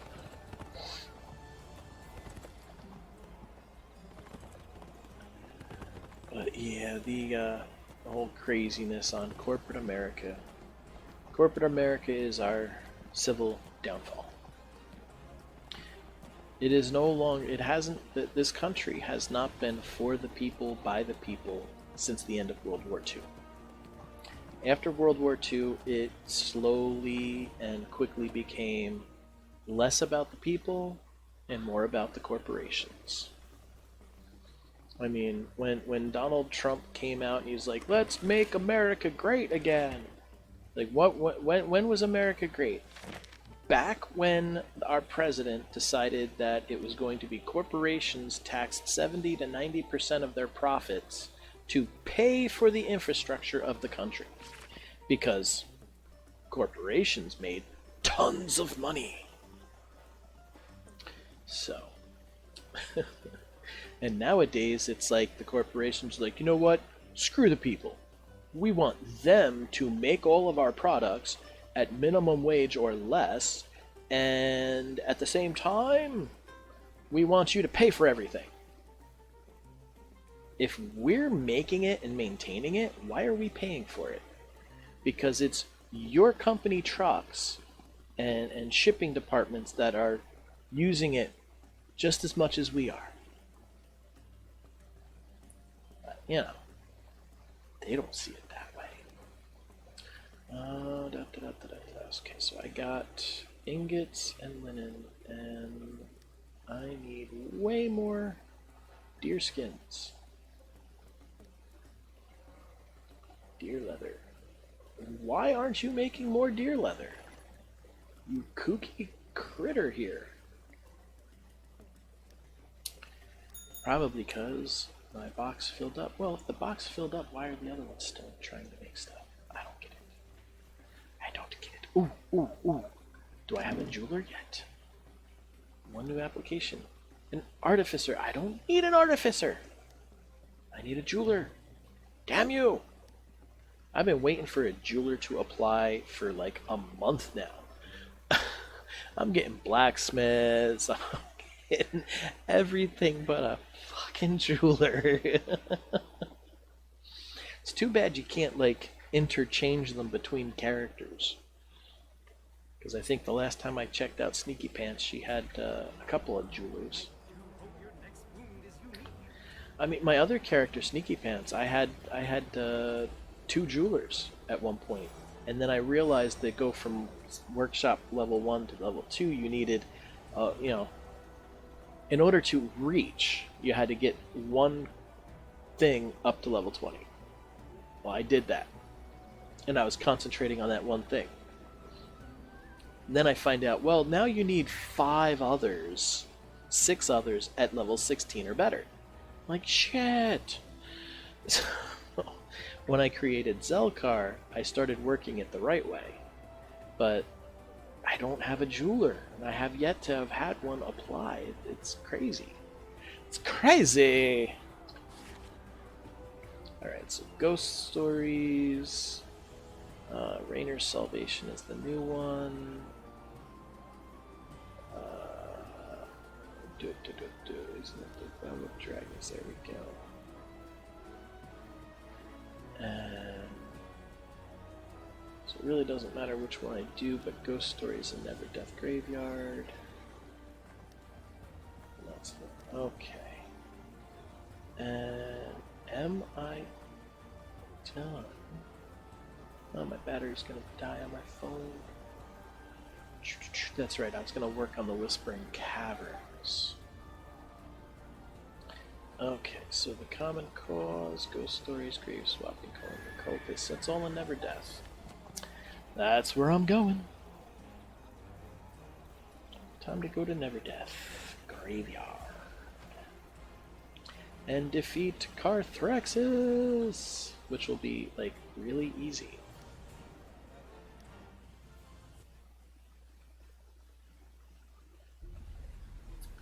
The toughest one now is the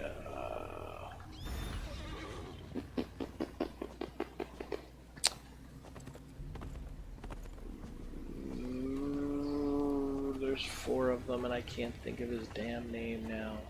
Carthraxis, then there's Merothrax, and there's Vartilin Gorix. I already said Merothrax. So what is the 4th one over in... Not Ebon Downs. Ebon Downs is Vartilin Gorix.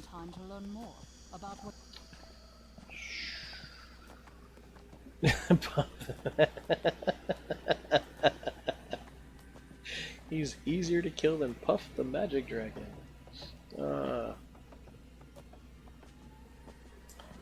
He's easier to kill than Peter's Dragon. Can't kill imagination. Yeah, I've already got that going. Right, so we're just gonna head on over to... Now, I have learned that when going towards a dragon area, it is best to just head straight to the dragon area to find out how long before the dragon pops back up. Because so many times I have started coming over here and doing like the other mission, and then all of a sudden I see, okay, so 15 minutes, I got plenty of time. And yeah, it's doing this. Like, I'd be in the middle of doing something else, and then the life bar would pop up. And whether I ran or rode, I'd get there just in time to attempt an attack and not get it off. So then I'd have to wait the 20 minutes. And I hate doing that. Like, just sitting around for 20 minutes, especially in a low-level dragon area, is just a waste of time and energies.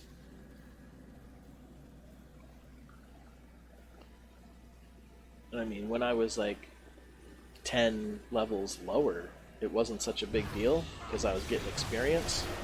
And, you know, 10 levels lower at like level 70 and 60, you know, some experience is good. But now that I'm level 80, what little experience I'm getting from these peon dragon cult people, it's not worth just the time running around wasting on them.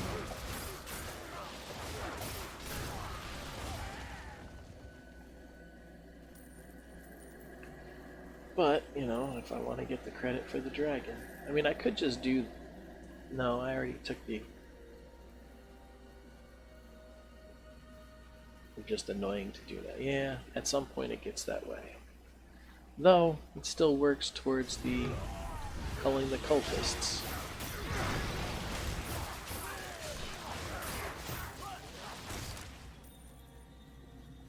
The thing I find funny though is that the kobolds don't count, even though they're cultists.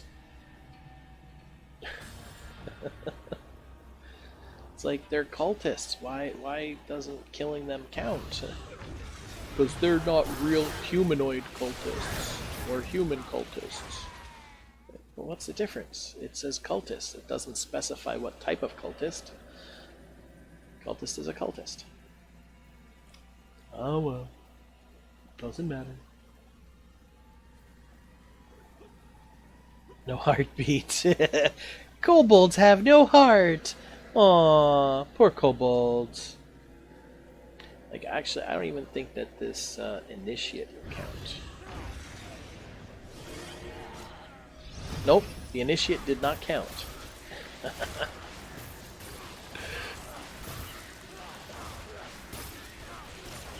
Oh, they're minions.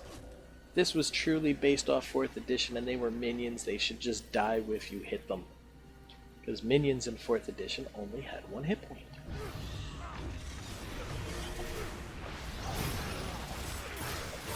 They may as well have no heartbeats, right? Little trap-making thieves. So now those guys counted.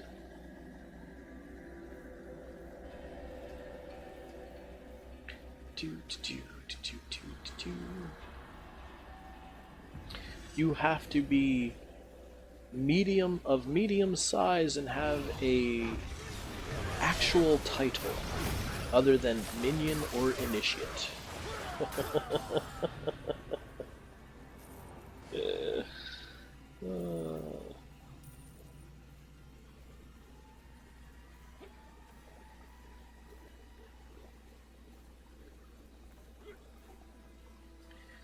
So, I thought I will take a moment here to step over, check my okay, so I got 2 people on. Oh, whoever was watching me on Facebook is not watching me anymore. I got 1 on Twitch, 2 on Mixer. Nicey. And let's see how many Twitch channels are hosting me. 9 of them. Not bad. What level am I on my own Mixer? I'm rank 16 watching my own Mixer. That is just crazy. It is an interesting thing on Mixer. If there's one thing we've learned today, minions and initiates just don't count. I mean, you don't even have a name tag. Why don't we just cut through all the BS and you just lay down?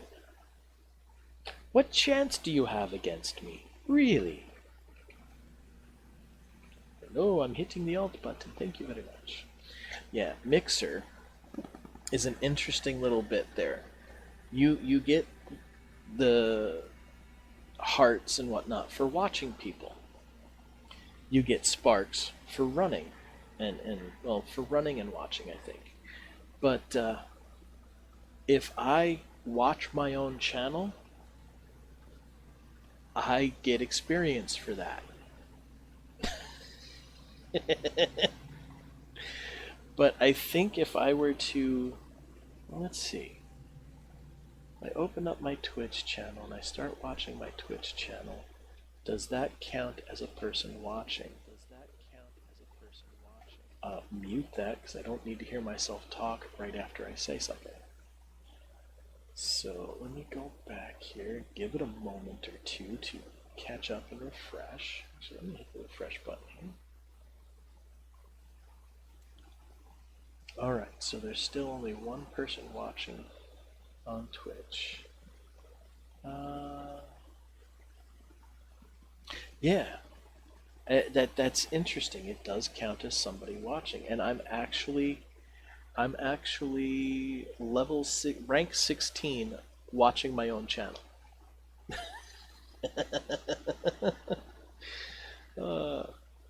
Now, if I ended up and you earn sparks for watching and more sparks if you type responses. Well, I'm not gonna type into my own chat, but yeah. But Twitch is not. Twitch is not. Twitch is not reacting to me watching my own channel, which is good because it cuts down on the cheating.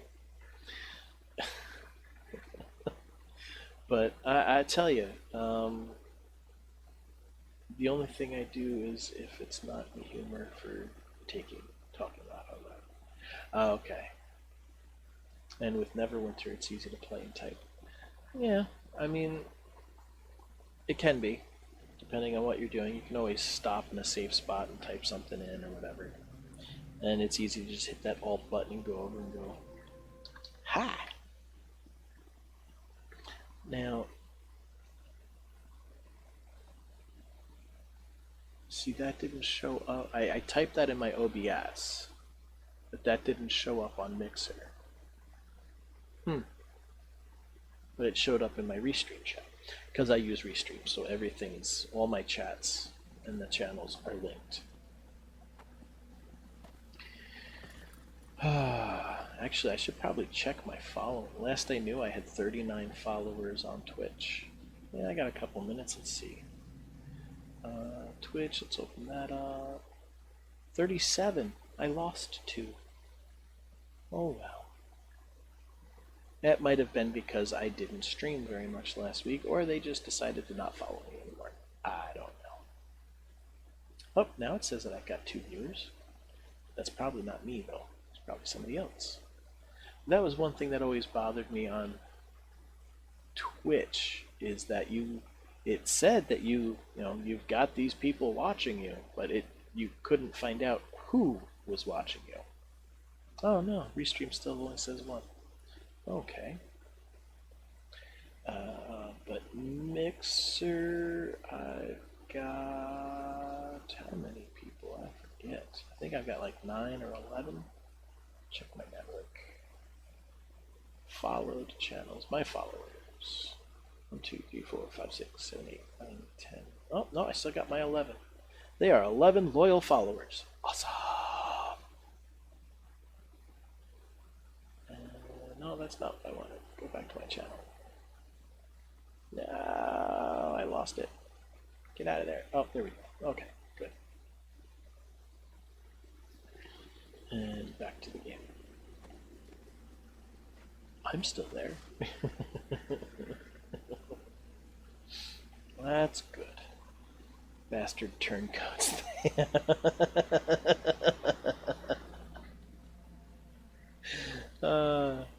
No.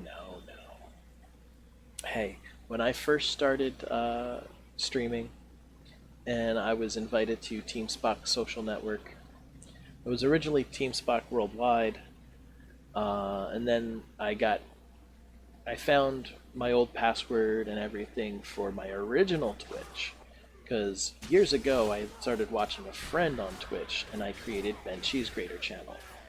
Well, when I started to stream myself years later, I couldn't remember what my password and everything was, and I didn't want to go through recovering it, so I just created a new one, Ben Cheese Grater 1. Well, going through some of my paperwork, I found my old information, and I went back to... Where's me pitchfork?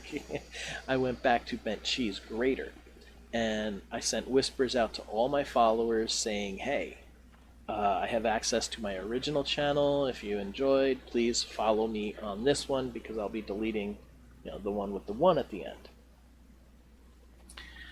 Where was I going with that? Oh, it was just something about, so I had people follow over. But when I had first started streaming and was joined Team Spock, I ended up following just a bunch of people, because it was like, oh yeah, I'll follow you, you follow me, that whole follow for follow thing.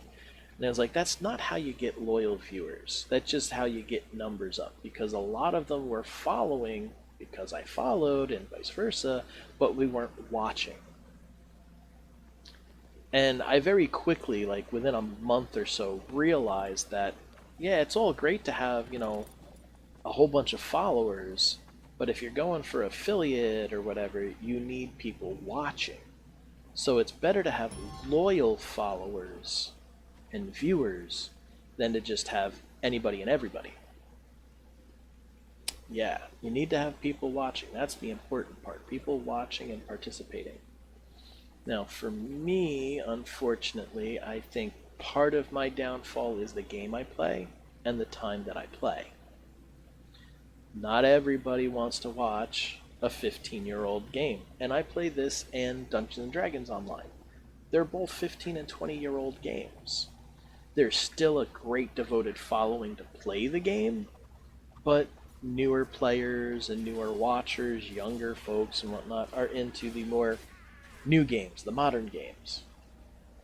Fortnite. Neverwinter Online. It's only 6 years old? 6? No. I was playing this when I was a security guard 7 and 8 years ago. Oh, I was playing it back in beta. That's why I think it's so much older. It's been mainstream for those 6 years then, but I was playing it in beta like 7 and 8 years ago, originally. That's why I think it's so much older. DDO is like 15 years old now, because I know that was around longer.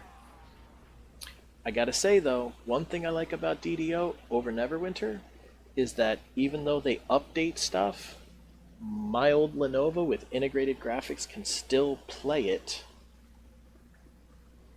without having to have any computer upgrades. I have had to restart, not technically restart, but I have had to stop playing Neverwinter two different times because of the updates and mods and the graphics and stuff made my computer obsolete and incompatible. I originally had a Lenovo laptop that I was playing both DDO and Neverwinter on. Well, Neverwinter I was playing it in beta, and I was playing DDO, and both were working okay. My laptop was a little sluggish for Neverwinter, but it was okay. Okay. Well, that's, whatever they did, that's fine. It's just, I had to stop playing it because my computer was made obsolete because of whatever upgrades that they had done. They're like, your integrated graphics are not up to par. You must get a better, graphics card or whatever. Or better CPU with integrated graphics. We recommend a graphics card. That was basically the message I got each time. So I ended up not using I used my laptop to play DDO, and I can still use my laptop to play DDO. And it has not been upgraded.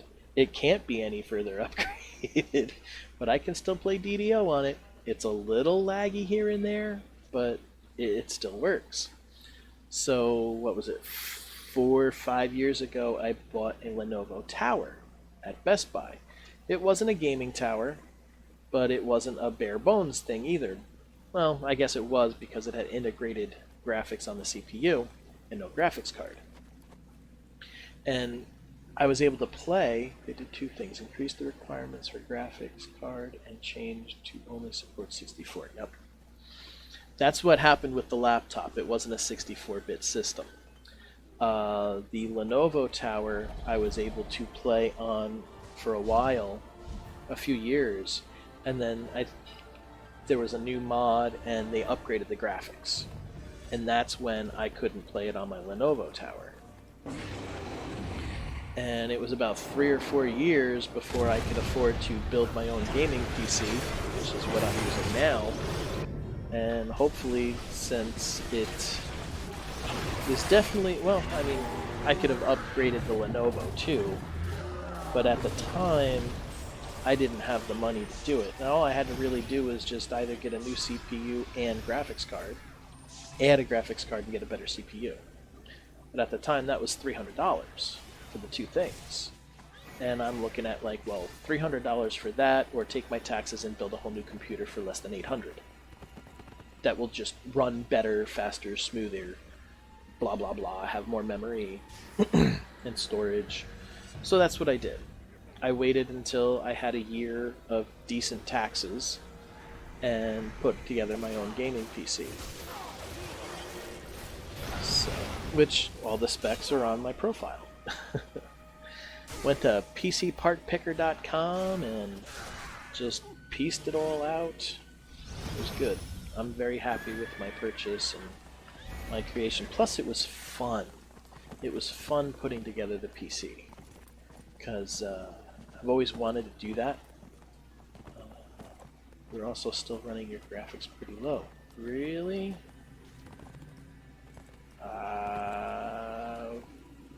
I'm running at an 8,000 bit rate. And I thought I had almost everything high quality. Then again, my internet sometimes fluctuates, being with Spectrum and having the underground lines around here. That might be part of it. Let's see. I will do that. Options, graphics. Graphic detail on the CPUs. Oh, render quality on my video card. Why the heck would that be? Wow. Let's get that up, and there shouldn't be anything on. Well, I'll just leave that there. Post processing on. Very high. Okay. Why? Whoa! Wow. I can see a significant difference there. Everything's shiny. How's that looking on your end?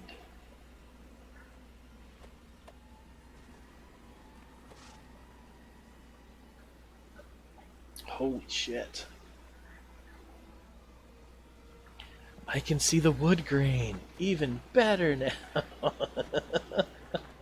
I didn't realize I had that low. We must stop what is happening in Crofton. Hopefully that will slow them down.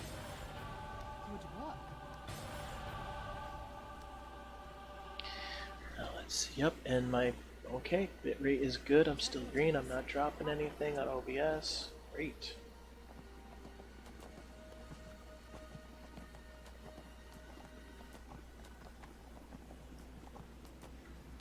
Let's see. Let me actually have a look at my. Of course, I can't look at it that way and see what's going on because there's no lag on the mixer. Oh well.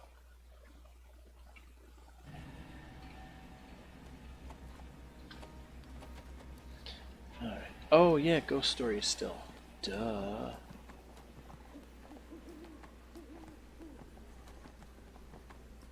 Yeah, that looks significantly better. I didn't realize that my graphics card wasn't doing its job.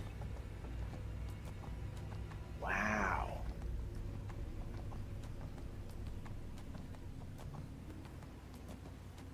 Holy moly macaroni. Thank you there, Haster.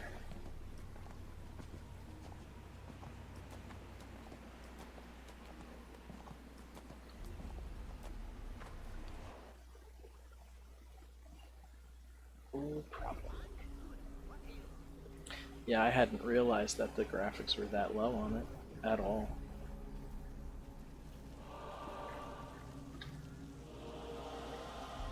Wow.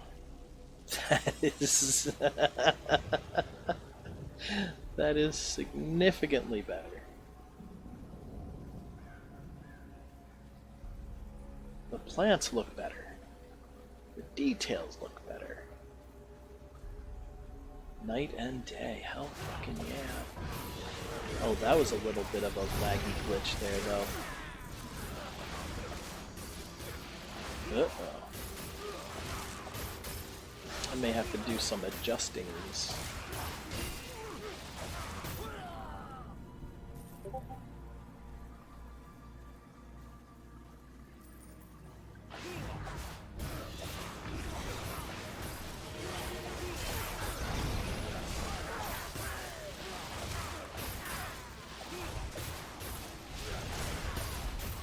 I hate these rangers! I don't hate them so much now. They are annoying though. They've got so many hit points and things. And I'm getting little graphic flashes and stuff. Now, I don't know if that's because of the speed to which Neverwinter is uploading, or if that's on my end. Probably on my end. Can probably bring down the CPU detail. We will see. Yeah, if you need to lower stuff, for your best thing to do is eliminate shadows.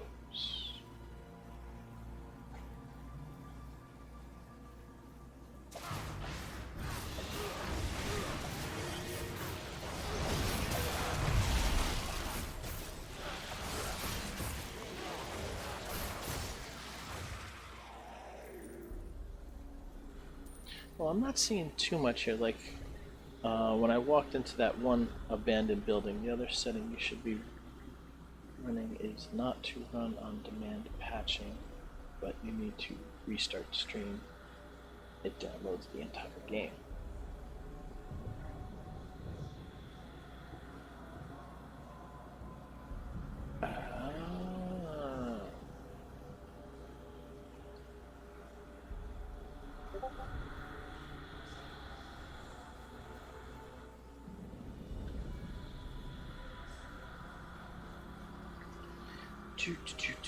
Let's see here. Oh, even that looks different. So what do we got? World detail distance maxed out, terrain detail distance maxed out, character detail. Show how to detail on objects, physical, that's physics.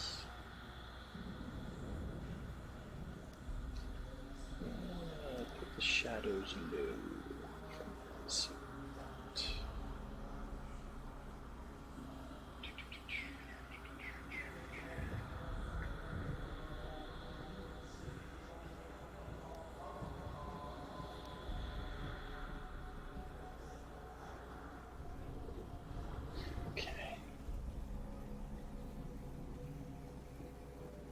Now, where is the on-demand patching? Would that be like under advanced stuff or something?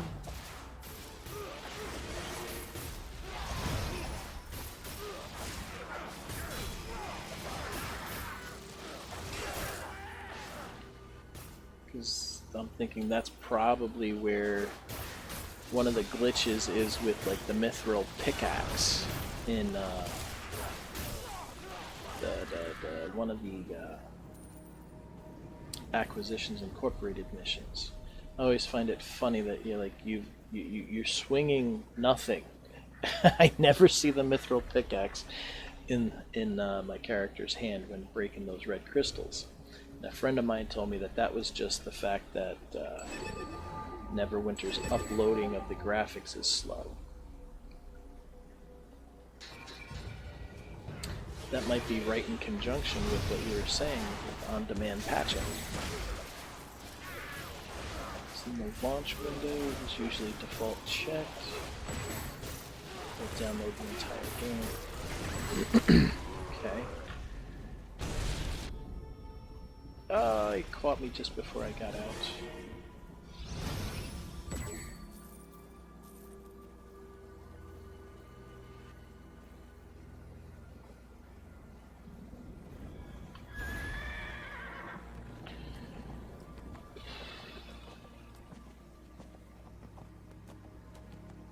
So then instead of it uploading and connecting to download certain graphics and whatnot, it'll just be on my computer and much faster to attain. Makes sense.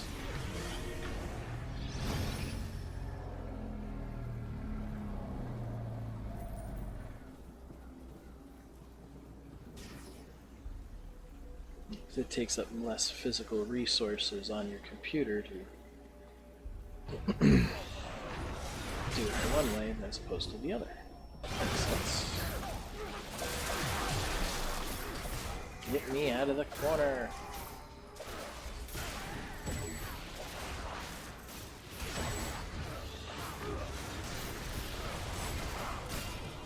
Go away, ghosty! Excuse me.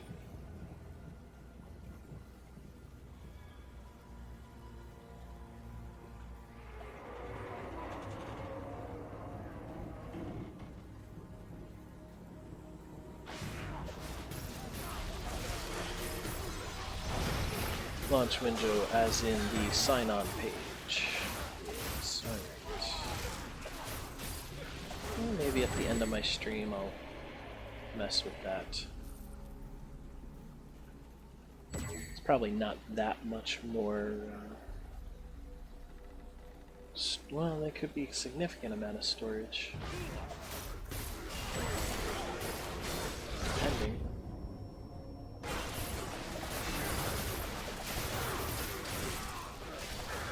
Do you know offhand the total amount of storage needed for the entire game? I don't remember how much is on there right now, but as I'm slowly losing my voice.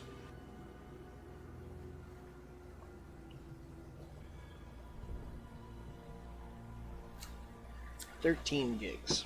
That's nothing compared to a terabyte. Alright.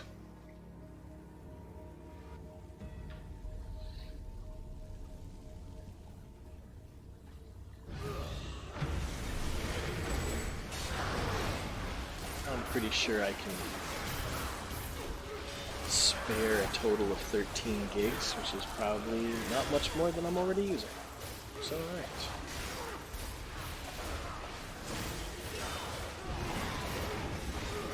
Boom, boom.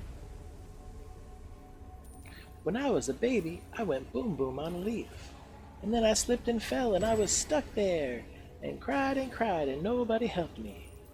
Until this nice, lovely pet couple of people came and they cleaned me up and changed my diety. Ever since then, I made it my mission in life to help others in need. Yay!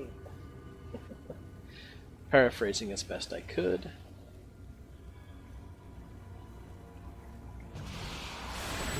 What show was that from? Hint, I'm wearing the t-shirt.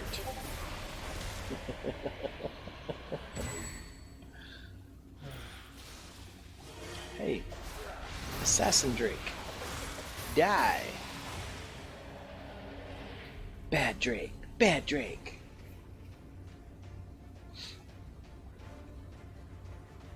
Dragon Soul Malphus. Yeah, can't see it too well.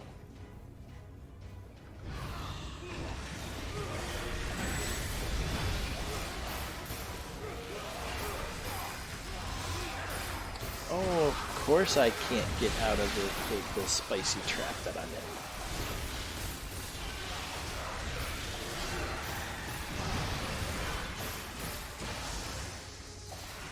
Okay, you hold my ice dagger. You will die.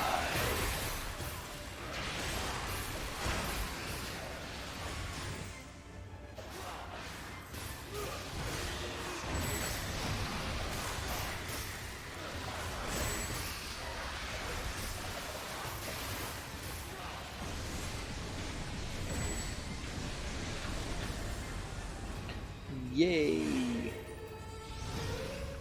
Right, I thought like... I guess not. Thought a skeleton came out of one of those bad guys. Bad boxes there. Yes! Adventure Time.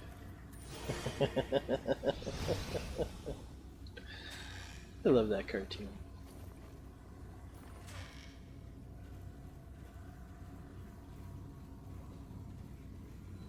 I even enjoy the fan fiction of Fiona and Cake.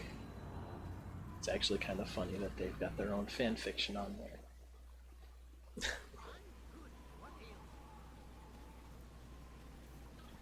Alright, so that takes care of all of those. Go back and get my rewards.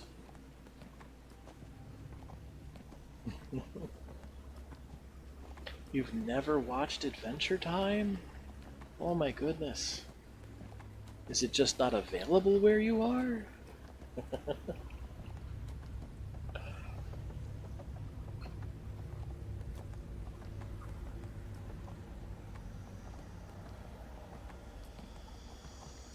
I mean, it's probably written for teenagers, I would think. Kids can enjoy it, but I think it was written for teenagers and adults who have childlike imaginations like myself can thoroughly enjoy it.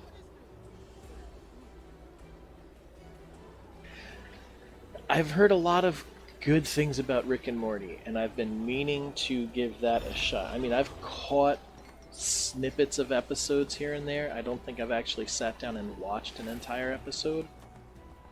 And one of the apps that I have on my Fire Stick, I can watch it. But there's so many other things that I want to finish watching before I start something new like that. Oh yeah. No, I intend on, when I start it, I'm going to start from the beginning and watch it straight through. That's the best way to watch almost any show. Like right now, I have got 2 episodes left of season 6 of Agents of S.H.I.E.L.D. I'm waiting for The Walking Dead season 10 to come out. That should be starting up soon. Just finished the oh my god, dude. Alright, yeah. We just finished the current season of Supergirl. Goodness gracious, what else do I watch? Oh, that's right, I'm currently watching second season of can't do too much blood and guts for me to watch. In the beginning, yeah, like the first season there was a lot of blood and guts. Second season there was a lot of blood and guts. Then when Negan came in, there was some blood and gore. But the last 2, possibly 3 now seasons aren't as bloody and gory. It's more about them. They've got their communities going and stuff like that, and there's some new people thrown into the mix that are kind of like enemies. But I mean, I love the show. But then again, I can deal with the blood and guts because I know it's not real, even though it seems real. Lily can't. She watched the first 2 episodes with me, and she's just like, "Oh God, no." I'm like, all right, you know. But yet, she loved Dexter. We've watched that in its entirety like twice together. She doesn't like watching like this CSI because it's a little gross and gruesome. There are some scenes of NCIS which we both love that she's just kind of like, I don't like the autopsy stuff. What is that in his hands? That's a liver. Ew.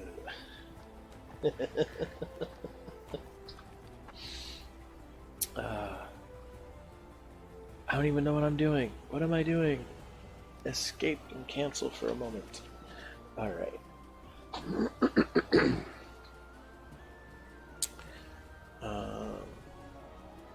Should I attempt Raynor's Salvation? Or should I go to the Whispering Caverns and continue on with those?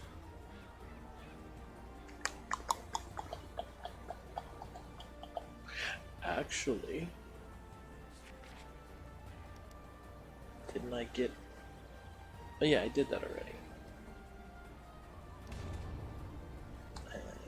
20, okay. What time is it? 12:21. I got like a half hour left. I can't do it. I've seen a scene where they chopped up the zombie and covered themselves in it so other zombies wouldn't notice them. Nope, I'm out. Yeah, that was kind of gross. Even I kind of was like, oh. But like, that's like the worst of it. With the exception of, I think it was between the ending of season 5 going into season 6. The ending of season 5 wasn't so bad, but you can't do chunks. Sure you can. That's what comes up when you watch it, right? The first episode of the 6th or 7th season after Negan came face to face with him, that was gruesome. That was really gruesome. Yes, it was. You got to see him just bash into people's heads with Lucille, this barbed wire wrapped bat. That was pretty bad. That was definitely. I just really, but it gets you into the scene, like seeing that, like really puts you into the mindset of what these other people who are now on their knees at gunpoint were feeling. It's like, oh, you know, it's part of the. It's yeah, it's intense. But I think that's one of the reasons why I like it. Is because it's so intense. Ugh, that's not good. I don't want to go to the hospital over a TV show.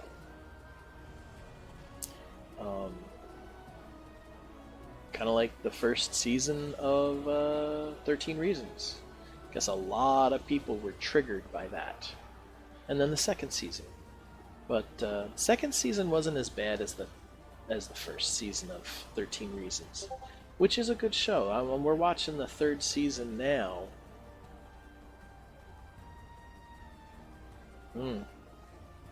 That's, yeah. Well, then you should not watch The Walking Dead. And stay away from Fear of the Walking Dead. Or Fear of the Walking Dead. That's another one I have yet to. I started watching it, and the first 2 seasons were real slow going. And I'm just like, okay, this is boring. But then again, so was kind of the first episode of The Walking Dead. You know? I hear you. Not everybody has the stomach for the same stuff. Let's see. So yeah, I'm gonna head to the Whispering Caverns to do some more of that. Or should I? You know what? I think I'm gonna have fun and mess with Rainer's Salvation. I'm gonna do that for the first time. Why not? Only got a half hour left of my stream, so we'll check that out. Oh, even the sunlight looks different.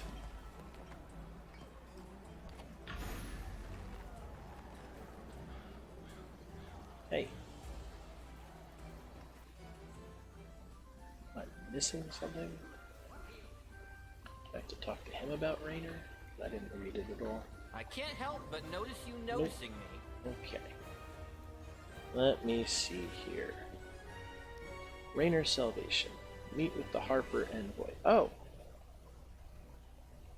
Okay. So follow the star emotes then.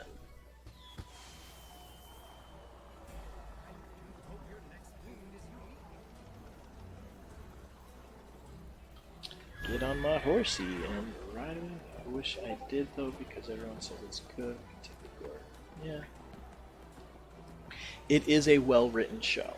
You really do get into the characters and stuff like that. But, you know, it is kind of a survival thing, so with zombies, it's pretty gruesome.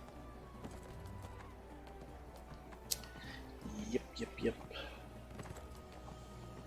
But let's see, of like the Marvel shows and stuff, I was watching Flash for a bit, starting to get into that. Don't know if I want to watch Arrow. I've been told Arrow's good, but I don't know. Teen Titans, I love it. I love the Teen Titans. That is good. Supergirl's good.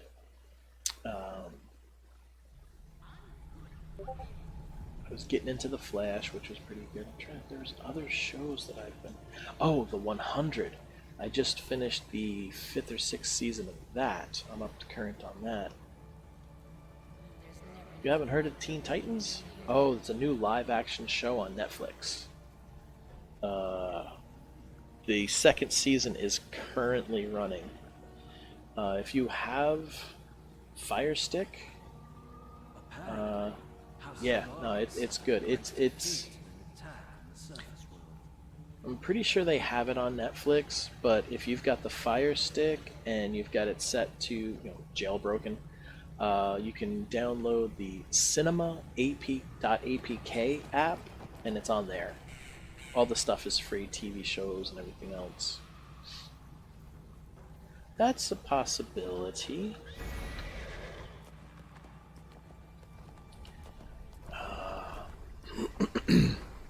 But yeah, Teen Titans is pretty good. It starts off with Dick Grayson, the Robin.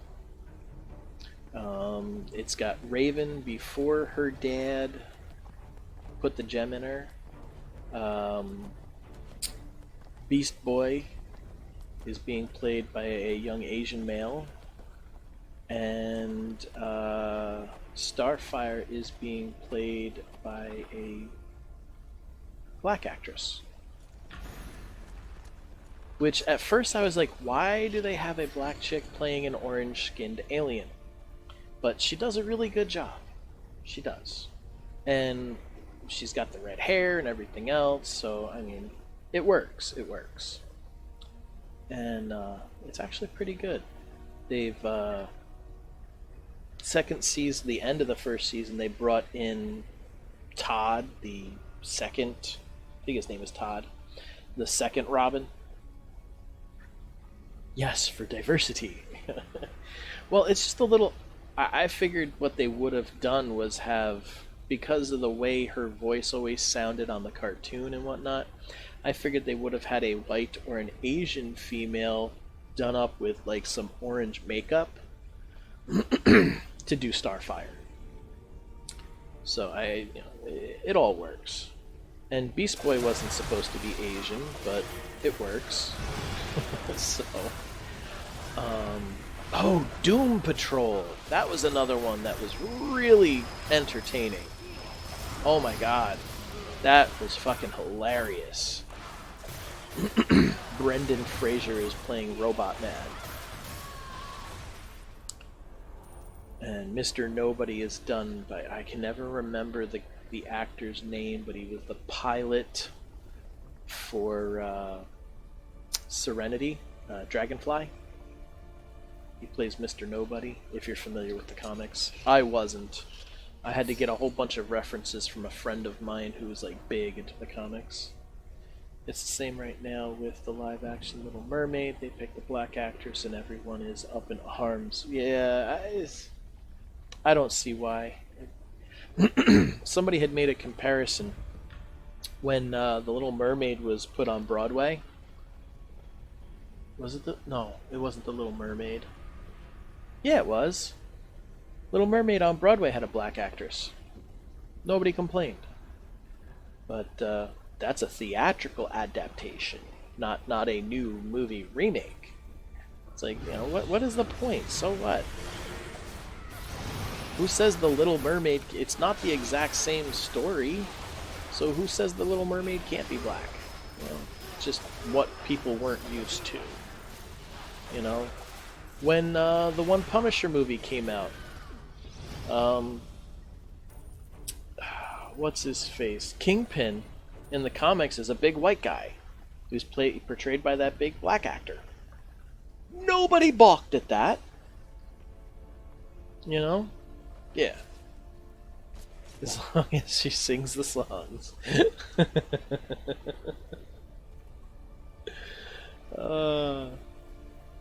I mean, it's change that it's narrow-minded people who can't accept change, who are complaining about it and stuff like that,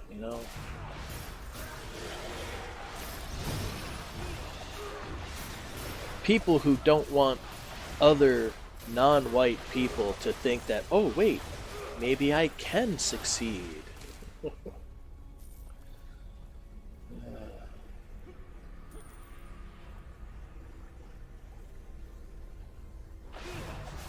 Because some people are afraid that they might lose out on something. It's sad. Same with the Harry Potter and the Cursed Child. People gave out because they used a black actress for Hermione. Huh? Oh, that must be that was a new movie or something I wasn't aware of. Hadn't heard about that one. I mean, it's kind of weird to take a series and in the middle of a series change it. That would be, I could see people getting upset about that. That's because, you know, people are just assholes and don't want to change. Hate is taught. It's not a natural thing. You have to teach and preach hate in order for it to keep going. And as long as one person is preaching hate, you know, I've said for years the only way you can actually eradicate racism is to mandate that all couples are interracially married and make interracial babies. But you know, you can't do that. You can't force people to fall in love and marry, you know, outside of what they find is blah. You can't make people marry people just because we want to, you know, interbreed and make everybody the same color. Whatever color that would be, it would be some form of tan in the end. But if everybody were tan, then nobody could go, oh, that white guy, oh, that black guy, oh, that Hispanic guy, oh, that Asian guy. You know, you couldn't do that. You couldn't, because everybody would be the same color. But then where would the world be? You know, if we could take all nationalities and mix them into one nationality, that would make an interesting person. But it would also take a long, long time to do.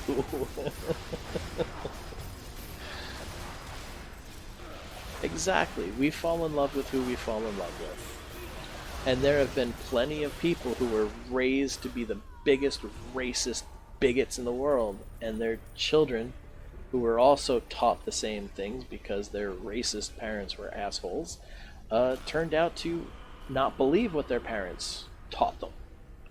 You know, so it does come down to an individual decision. Am I going to be like my parents and hate everybody who's not like me? Or am I going to realize that it's not such a terrible thing? I mean, people are all like, and I know religion is a touchy subject and stuff, but, you know, some people are like, oh, you know, the Bible's only for white people. Where the fuck in the Bible does it say that? Well, you know, and they come up with some bullshit excuse or whatever. I'm sorry, but I'm pretty sure somewhere in the Old Testament it said that Abraham had multicolored children. I think it was Abraham. Like, he had children of different color, or maybe it was Adam and Eve. But I'm pretty sure it was mentioned that that's where different colored people came from. You know, and I mean, Christ, to believe that, well, Jesus is white. No, he's not. Jesus was not white. His physical description is swarthy skin and hair of wool. I know no white person who has swarthy skin and hair of wool. Like that one picture I saw on Facebook not all that recently. A bowl of chocolate Cheerios with one regular white Cheerio in the middle going, all of the Middle East and Jesus. Right. Because he's the Son of God. And the misconception that he is God. Yeah, it's funny. The events in the Bible happen in the Middle East. Pretty sure, yeah, pretty sure Jesus is not Caucasian. And for anybody to believe otherwise is foolishness. Now, everybody has their own interpretations of the Bible and this and that, and what I like to say is it's not your fault you were taught wrong. That's news to Poor Mandrake's revelation But about most mind people who player are like, and I'm a good Christian, I'm a good this or that, like, have you actually picked up your religious texts and read it from cover to cover and actually studied what the words say and the meaning behind it? If he was then, there was a bigger issue with the Immaculate Conception. Right? But I mean, I was raised Lutheran, which is one of the first Protestant offshoots of Catholicism. Alright? And I'm sorry, but Catholicism is not complete Christianity.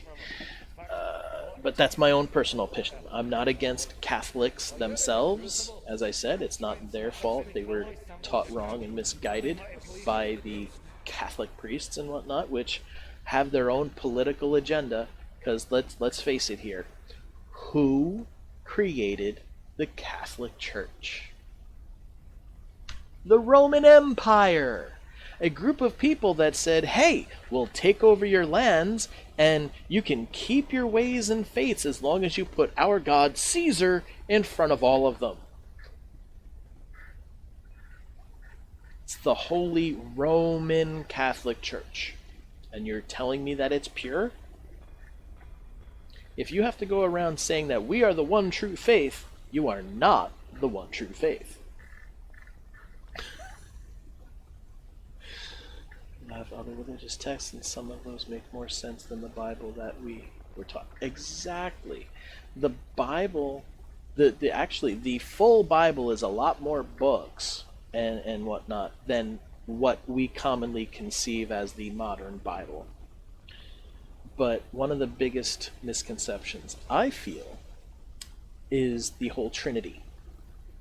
The Trinity was never talked about in Christianity or Judaism transferring into Christianity, until Christian missionaries came across pagan worshippers of a three-faced God. When they converted those pagan worshippers of a three-faced God, then all of a sudden, now we've got the Trinity, the Father, the Son, and the Holy Ghost, or the Holy Spirit, however you want to refer to it as.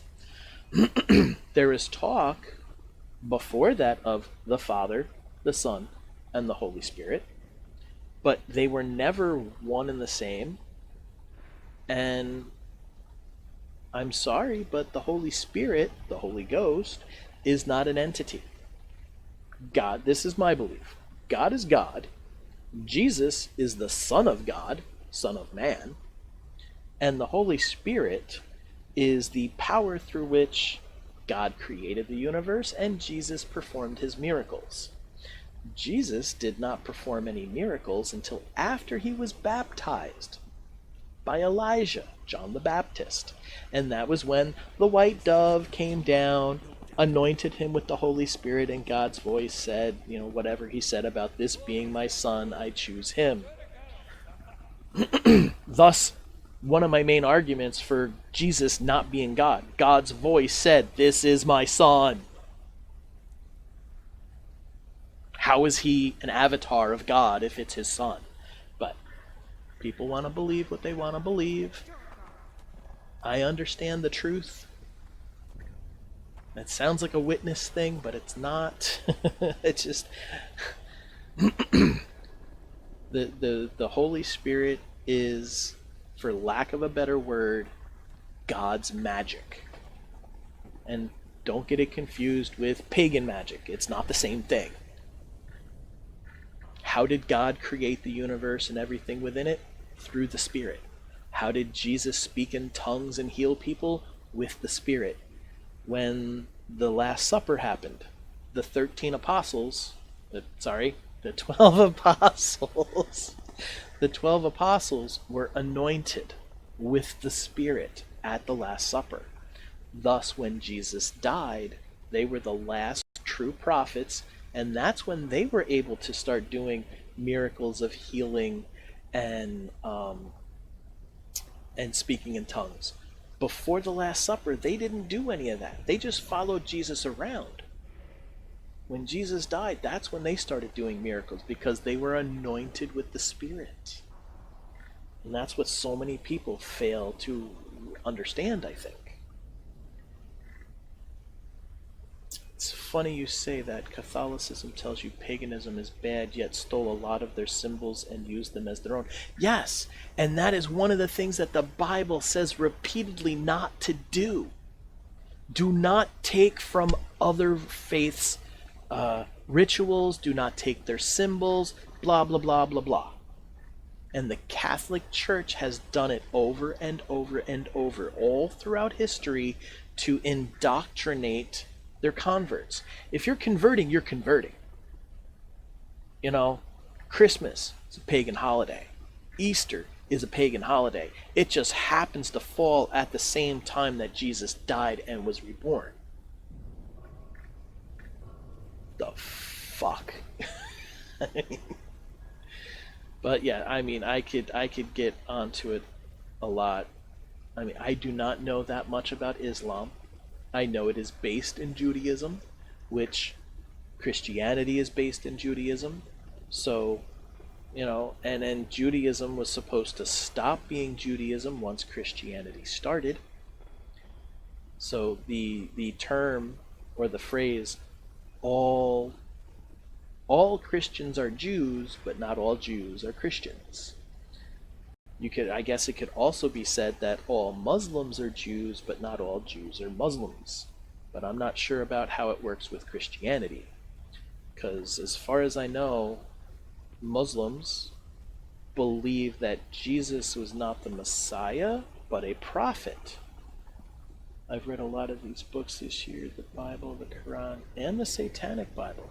See, I've never read or seen any versions of the Satanic Bible. And I'm going to go back to this campsite up here because I'm just not paying attention to what I'm doing with the conversation. Yeah, they believe he was a prophet just like anybody else. Some Jews believe that there are the Jews for Jesus. They believe they still hold to their Jewish faith, but they do believe that Jesus was the Messiah. Whereas most other Jews are still waiting for the Messiah to come, as far as I know. Depository yet? Shops over here. Oh, I'm sure you can.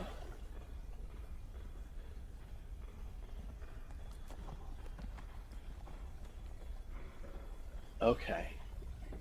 I'm sure people can probably get their hands on the Satanic Bible somewhere around here. But, I mean, it's crazy how a few people who don't want to listen to reason can totally take things out of hand or out of context. There was one other point that I was thinking of to make, but I can't remember what it was now. I've made it many times before, but I've gone off on tangents enough. Okay, so I got 15 minutes. Let's see here. Let's Mantle Dareth, close that out. Close that out for a minute. Let's get these going so I'm actually seeing what I gotta do. Overseer. Okay. Go this way. Actually, so different than how it's portrayed to be. Yeah, well, if you think about it, God created all the angels. Thus, God created all the demons. Because demons are just angels who left their place in heaven, according to the Bible. So when Satan felt that he was equal to God and wanted to have followers of his own, worshippers of his own, and said, how can you make these talking monkeys, put them above us? We were created to do your bidding. You created these guys and allowed them to actually not believe in you. How are they better than us? So half of God's army, half of the angels followed Satan, and the other half stayed in heaven. They went to earth, they took on a mortal form, they started getting worshippers as being gods and demigods when they had children with human females, which is why the flood happened, according to the Bible, to stop all the Nephilims and the demons with physical forms. And the fact that people had so far fallen away from God and his practices that he had to wipe it all out. And from that point on, angels, i.e. angels and or fallen angels, because let's face it, just because they fell doesn't make them not angels anymore. Yep, the Nephilim, demigods. Just because that they're called something else because they left their place, they're still angels. Satan is still an angel. He's the devil. It's a title, but he's still an angel. He's a fallen angel, but he's still an angel. So, and a lot of people fail to realize that concept. So in order to stop this from happening again, he made it so that angels and demons could no longer take a physical form. Thus why they're called spirit creatures to some. You know, they influence us quietly, whispering in our on our shoulders.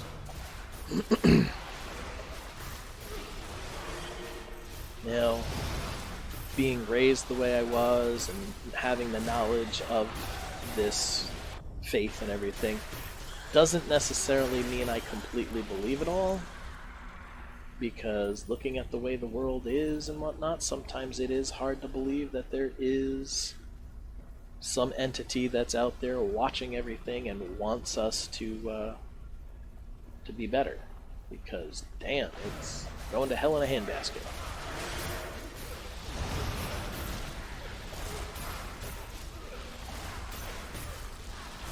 He refused to bow to man. He refused to be put on a lower stool than man. Because, well, if you think about it, the angels were created to serve God. Humans were not created to serve God.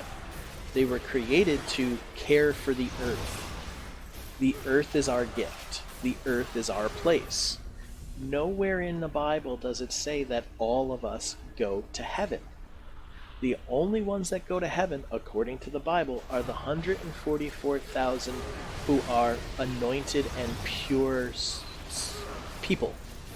So these pure priests or clergy or just average Joe, well, see, that's the other thing. There is no there isn't supposed to, in a proper Christian setting, there's not supposed to be a clergy class. We're all ministers to each other. We're all equal brothers and sisters. We're all supposed to be lowering ourselves in front of others to lift our brothers and sisters up. And having a clergy class means to say that they're better than everybody else because they went to some building and studied the Bible for 50 years or whatever. You should, if you get a chance, read a trio of books called Conversations with God. So good, these should be what is taught in schools. Okay. Trio of books called Conversations with God, huh? Might be an interesting read. I mean, we're all supposed to minister to each other. No one person is better than another. So, for these Catholics to believe that the Pope is better than them because he's the Pope, is just asinine. He is human. He is mortal, just like you or I.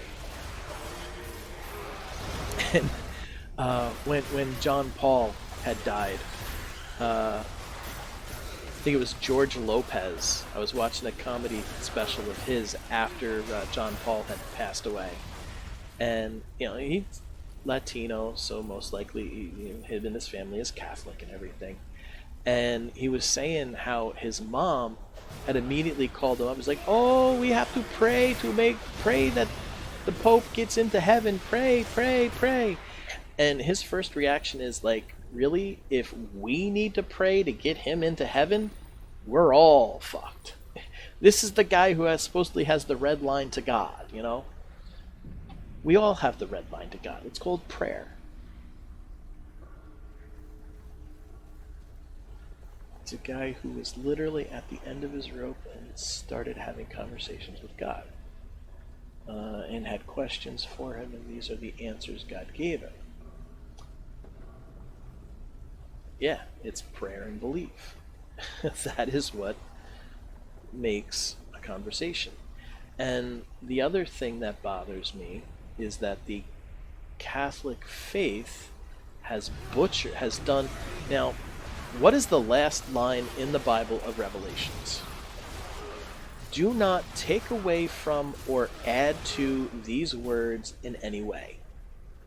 But yet, the Catholic Church has deemed it necessary to take the name Yahweh, which is commonly believed to be translated in English as Jehovah, out of the Bible and replace it with Lord or God.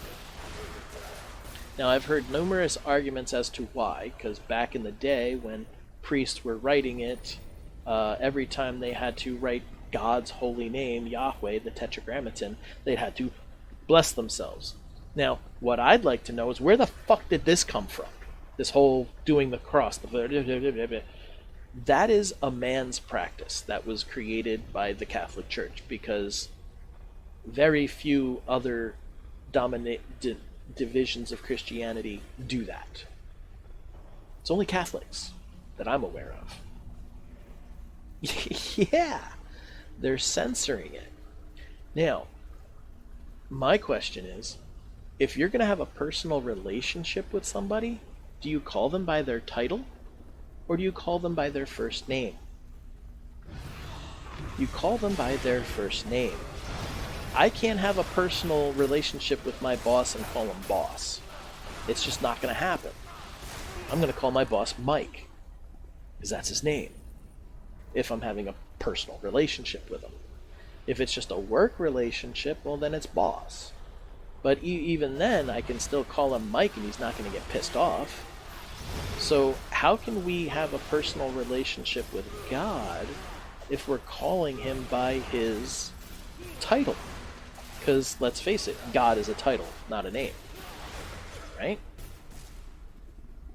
And I hope I'm not boring other viewers and losing other viewers because some people don't like religious conversation, but this is my stream and I can talk about what I want. As long as somebody's in agreement or having a debate with me. I like to have theological debates and whatnot at times. It can be fun because I like to see where other people's minds are, but more often than not, I have people agreeing with a lot of what I say. So I know I'm not the only one. Here in Ireland, we're taught from a young age that when you say Jesus, you're supposed to bow your head every time. Really? Because Catholics believe that Jesus is God. But back when I was in the school, the Catholic Church still have a hand in them now, but thankfully not as much. Me too. How else can you understand how others feel about these topics unless you talk to them? That is a good point. You know? And I've had... I was raised Lutheran, went through Sunday school, I went through communion class, confirmation class. I became an adult member of the church. And at 18, I decided that I did not want to be a full member of the church because I didn't agree, or at the time I didn't really believe in God, because it just didn't seem like it was real. And so I like rebelled and whatnot. I had said for a number of years in my early 20s that I was an atheist because I didn't believe in God or I didn't believe in higher powers, but I never stopped having theological debates and stuff because I was so religiously raised. I got in trouble in work once for bringing the Quran with me because I was reading it. There is much fear about a book, yet if it had been the Bible, no one would have batted an eyelid. Yeah, it's very true, because the Quran is so closely associated through media fear mongering that, you know, if you're reading it, you're going to be a terrorist. Most Muslims are not terrorists. They're good folk, just like an average Christian or an average Jew. Because it's all basically the same faith. We're all worshiping the same damn God. We just disagree on how to praise his name. That's what it comes down to. But see, in America, you should be able to carry any one of those things and be protected under, you know, freedom of religion and whatnot. There was a thing like 25 years ago. This guy was a Satanist, and he had an office job, some corporate office job, and he went into work wearing nothing but a red cape, horns, and had a bullwhip shoved up his butt, so he had a tail. The people that he worked with were up in arms that he could not. He was like, "Oh, you can't come to work naked, blah blah blah," and he goes, "I'm protected under my freedom of religion, you know, in the Constitution. I'm a Satanist, and this is how I praise Satan, by dressing up like him." Okay, the cape and coming into work naked, okay, that's a little questionable, but shoving a bullwhip up your ass, yeah. I'm sorry. Be like a sexy kitty and wear a tail, you know, around your waist or something so it dangles. But yeah, he shoved the bullwhip up his ass, the handle of it, and came into work. But yeah, you know, and in the courts, like, I guess, like, the company had tried to fire him, so he sued them, and he won, because he was protected under the Constitution for freedom of religion. But he had to prove that it was part of his religion to dress that way, so, which he must have been able to do. I remember correctly, because he got away with it. And I say he got away with it because I find it morally it was immoral to come into work completely naked, dressed like that. He was doing it to get a rise out of people, you know. Hope you use that money to rectify the prolapse.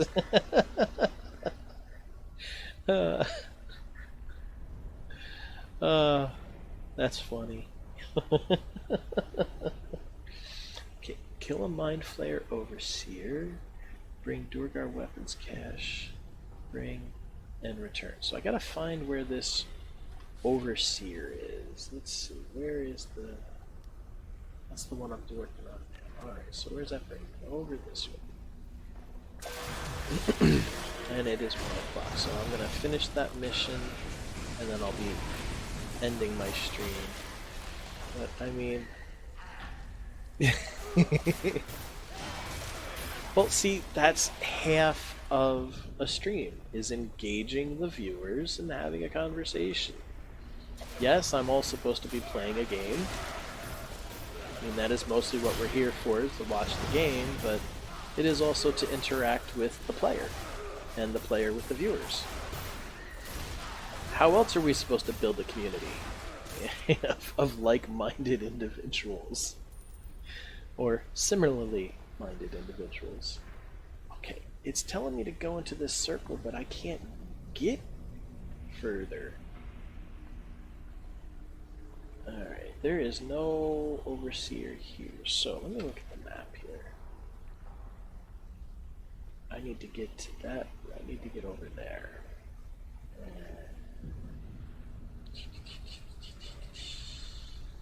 Okay, so I need to go that way.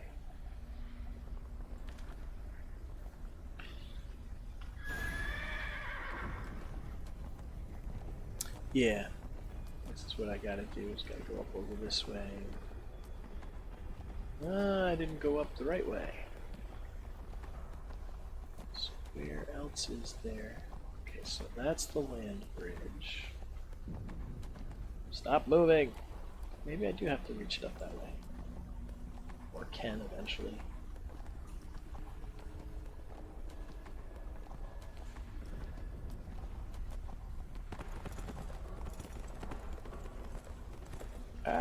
Maybe if I get off the horse,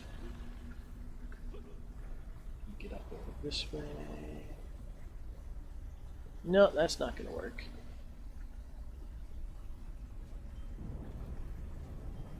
Probably going to have to go down and around the other way. Take the long way home. Take the long way home.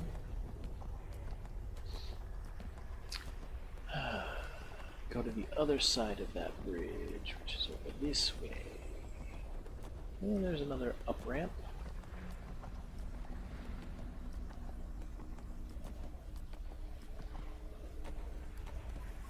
And there it is. It was a hard switchback. Crack in the neck there.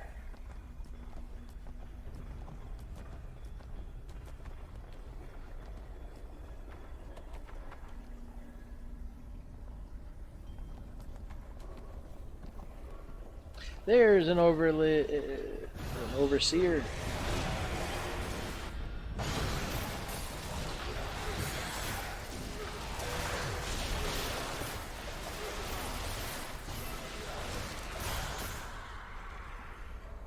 Yay!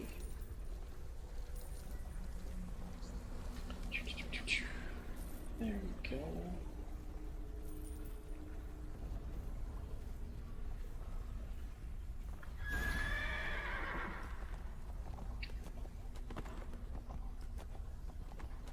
I know some of my statements about religion seem mean and whatnot, but, you know, being a blind follower is not what God wants.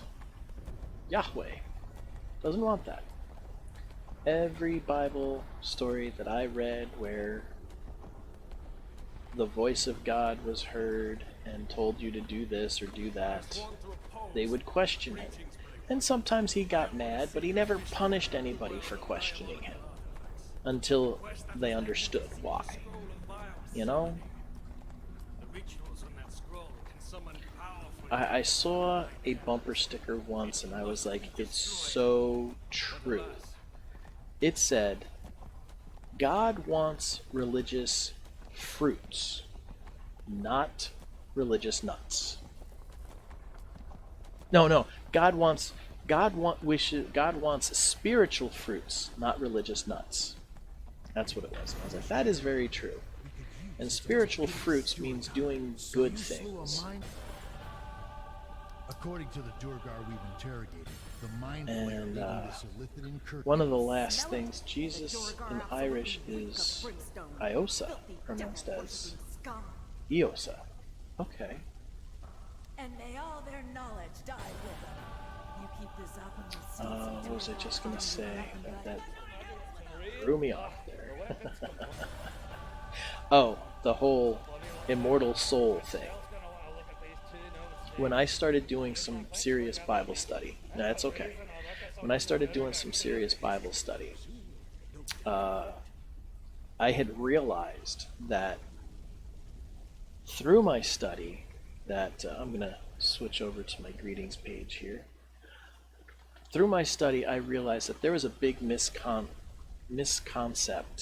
or misunderstanding of soul. in Hebrew,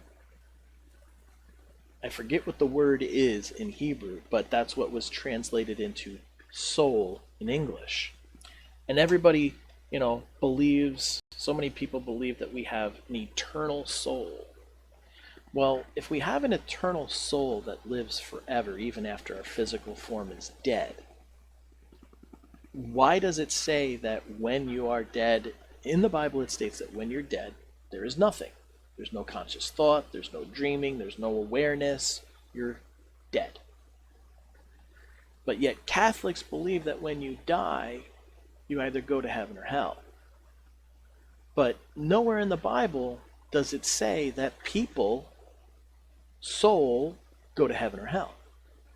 It talks about 144,000 souls that will go to heaven and be the teaching class after Revelations, but it does not talk about people being punished in hell.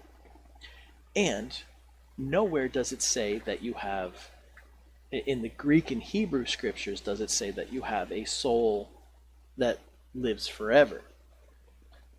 In Hebrew, translated to English, the word soul means life. So when they were talking about in the Old Testament about creating the city of Jerusalem, that there would be the criminal town, like when people break the law and somebody wants to kill them or they're after their soul, they go to this refuge city for 7 years and then all is forgiven and they get to come back. There was a part in there where one of these guys was there and he says, and I quote, "They're after my soul." That didn't mean that they wanted to possess him or that they wanted to steal his soul away. They wanted to take his life. Soul means life. Eternal life translated into eternal soul. We don't have an eternal soul, so I've come to realize. We have life, and we live our life. When we die, we have no life, so therefore there is no soul. They talk about a pit of waiting, Sheol. It's a metaphor. The Bible is full of metaphors. Some things are meant to be taken literally, and some things are supposed to be taken metaphorically. It's an analogy, So when we die, I truly believe that we are dead. Our physical body breaks down from ashes to ashes, dust to dust. From once we were to once we came from, or whatever, however that works. That's it. Even Jesus stated they were asleep in death. There was a couple of parts in the Bible where he was like, oh, they were asleep in death. That means they were dead, but he brought them back. They didn't go to heaven. They didn't go to hell. And my biggest argument against hell, and anybody who believes that there is a hellfire for eternal torment, there is no way that a God of love and forgiveness, yes, he's jealous, yes, he's vengeful, yes, he has wrath, but a God of love and forgiveness would not torture and would not allow torture. Yes, he let Satan fuck with Job. That was torment. That wasn't torture. He tested him. He will test us. He will allow the demons and the devils and the fallen angels to test us. That is their job. Angels were created for a purpose. The good ones support us. The bad ones test us. Plain and simple. To me, the choice of following and living forever is the choice of life or death.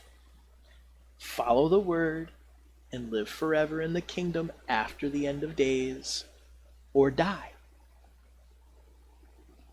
Even Satan is not, and his fallen angels don't get punished.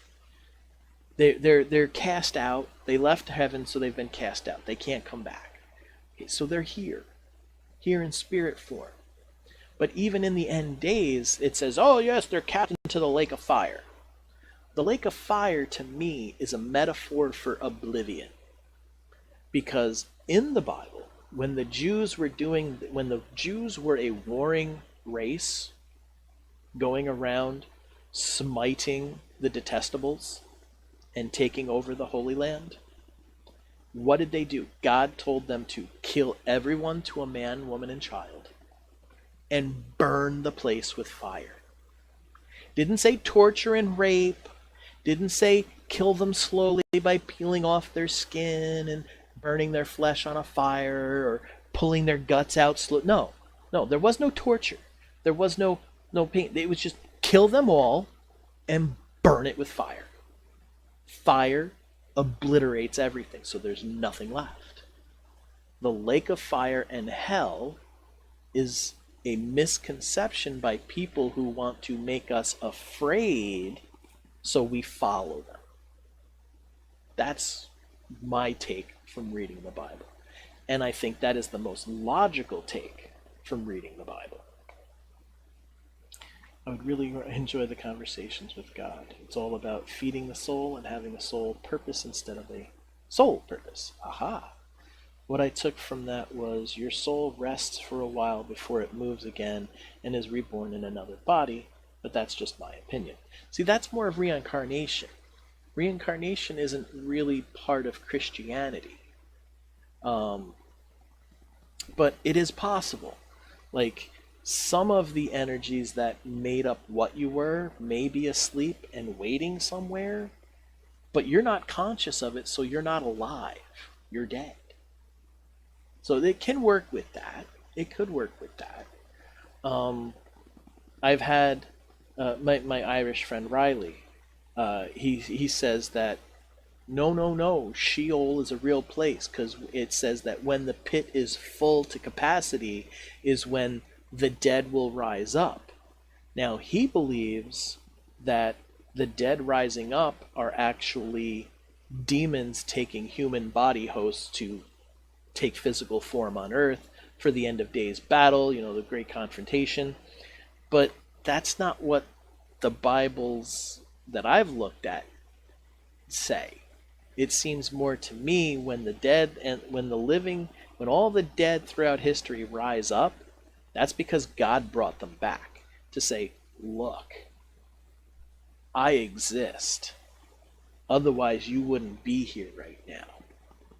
And imagine all those people are going to be speaking different languages all throughout history, which is why we've got the 144,000 throughout human history residing in heaven, watching as they're chosen throughout history. Those are the ones that are sitting up there with God, the small crowd. And they're going to be brought back down here to teach.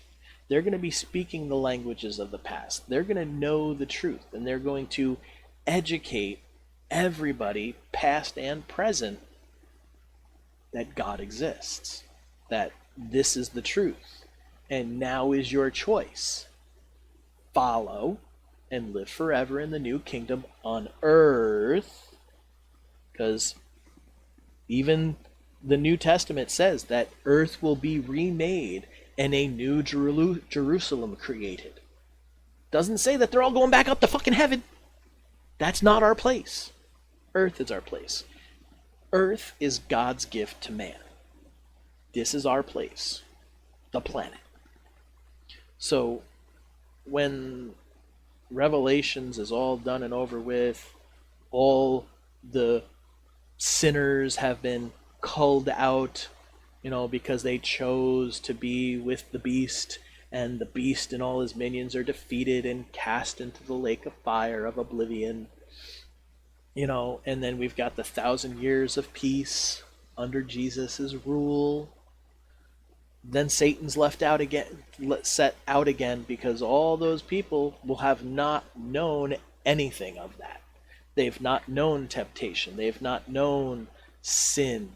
They've not known the fleshy shit. So Satan will be released out again, cull as many as he can, and then all the bad stuff is gone forever. cast into the lake of fire. Oblivion.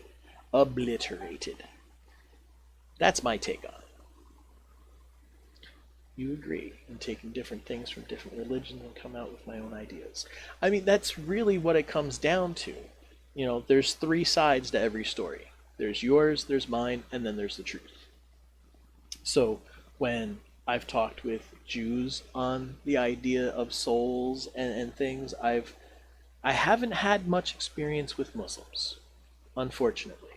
I would like to pick their brain, but there are a lot of Muslims that are very tight-lipped about their religion.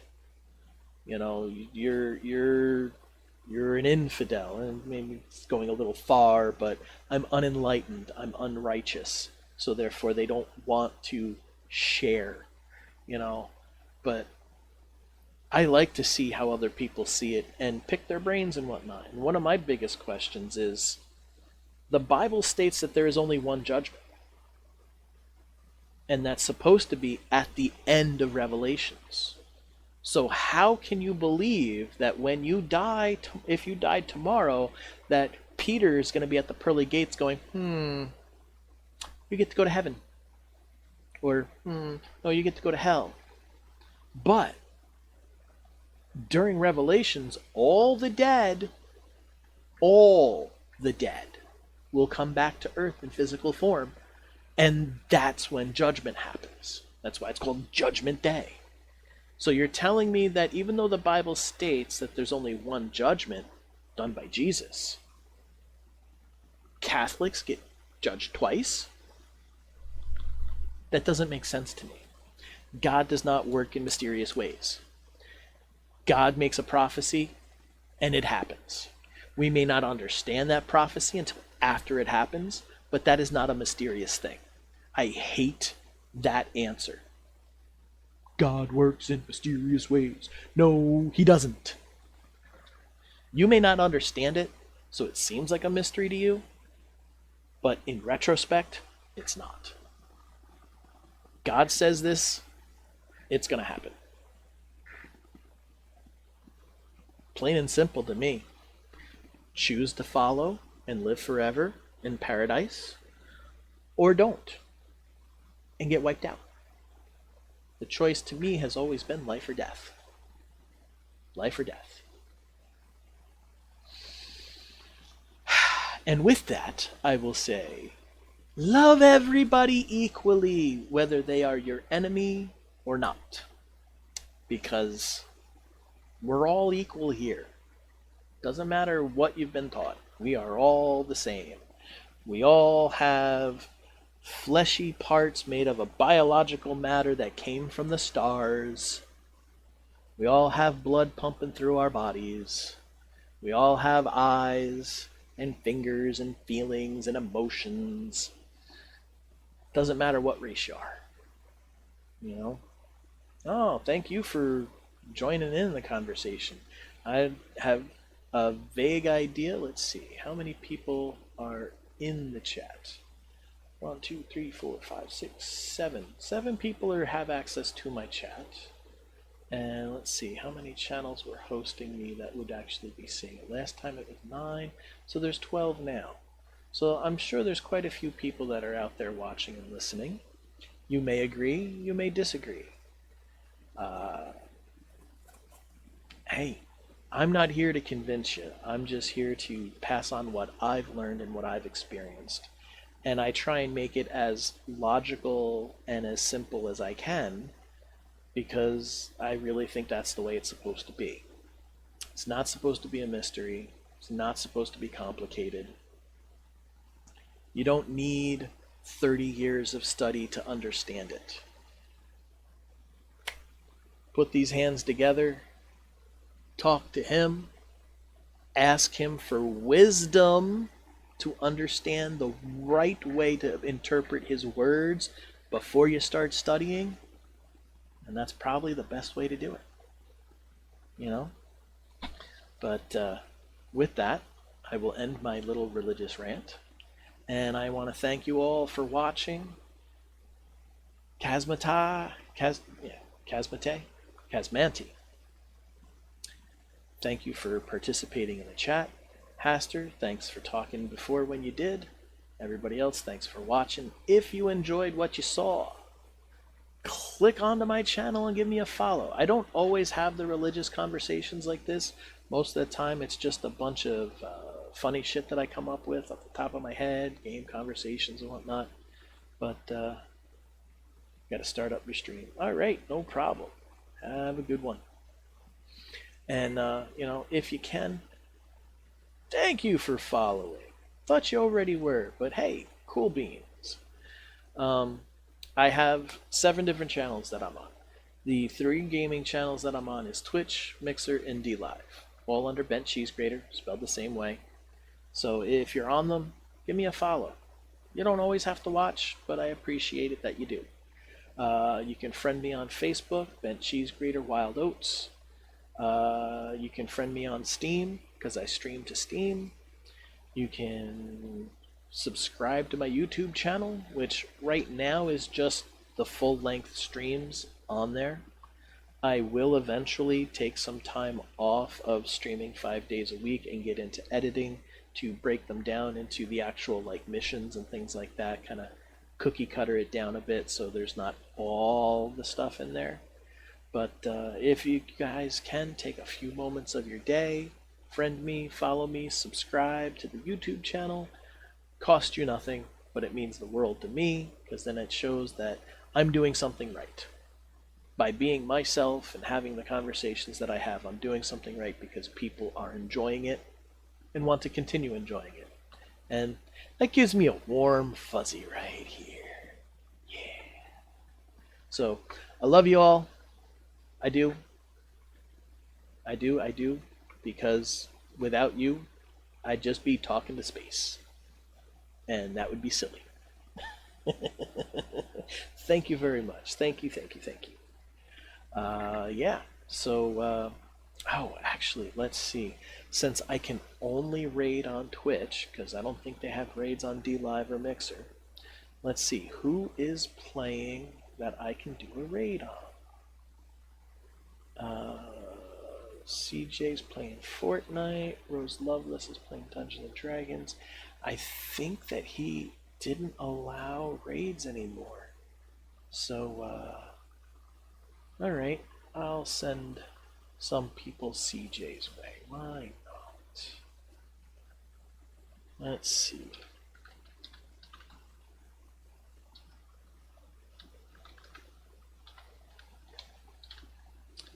I think I just spelled that right. Yeah, there we go. So I'll raid him for the heck of it. He actually started up one of the most recent Discord server communities for gaming that I have been invited to. What? Oh, I never turned on my Discord today. Oh no, I did. I did have Discord up, but I was not in my chat. It's because I was waiting for somebody on Restream to answer my damn question. Which, I don't know, I don't even think anybody did. Alright, I'll have to double check that in a little bit. But yeah, I do have a Discord server called Bent Cheese Grater's Hall of Fun. There is a gaming section and an adult section. The only way you can get access to the adult section is by being an adult entertainer / sex worker and letting me know, and I'll give you the free roll. Or by going to Patreon under Wild Oats Entertainment and purchasing the Naughty Fan roll. It's only $5 a month. There is a little bit of my adult content in there right now, but once I actually start getting people following it, then I'll start posting other stuff in there. So the Hall of Naughty is not seen by everyone or anybody with a role on my Discord, except for adult entertainer / sex worker role, which is free if you are an adult entertainer / sex worker, and the Naughty Fan. You can get that on Patreon. I do not know, I don't think I have my Patreon link on any of my profiles, because most of the profiles are on gaming sites, so therefore I'm not sure the full logistics of having that there. I don't know if that would break a rule or not, so that I didn't put it there. But because my streams are 18 plus on all my platforms, I can talk about it. So that's how I get that out there. The Twitter and Instagram are for my gaming ones. Those are Bent Cheese Grater. If you're interested in my naughty _ Bent Cheese Grater accounts, they are on Instagram and Twitter. You can also find me on ManyVids under Naughty Bent Cheese Grater. Also Wildman J, because I started off as Wildman J and then I decided keeping two separate personas was kind of ridiculous. So it's Bent Cheese Grater and Naughty Bent Cheese Grater, because we got the naughty adventures and we've got the clean adventures, so to speak. So manyvids.com, Wildman J, or more notably Naughty Bent Cheese Grater. OnlyFans, Naughty Bent Cheese Grater. Instagram and Twitch, both under naughty _ Bent Cheese Grater or Bent Cheese Grater. The Bent Cheese Grater stuff is mostly about the gaming posts and things like that, my daily life, things that I come across. The other ones are much more adult oriented. So there we go. With that, let's get this raid going. Oh, and it already went automatically. So my stream is still going, but everybody else went out there. So I'm not sure what happens when that goes. But I'm going to stop my stream now because I'm probably talking to no one.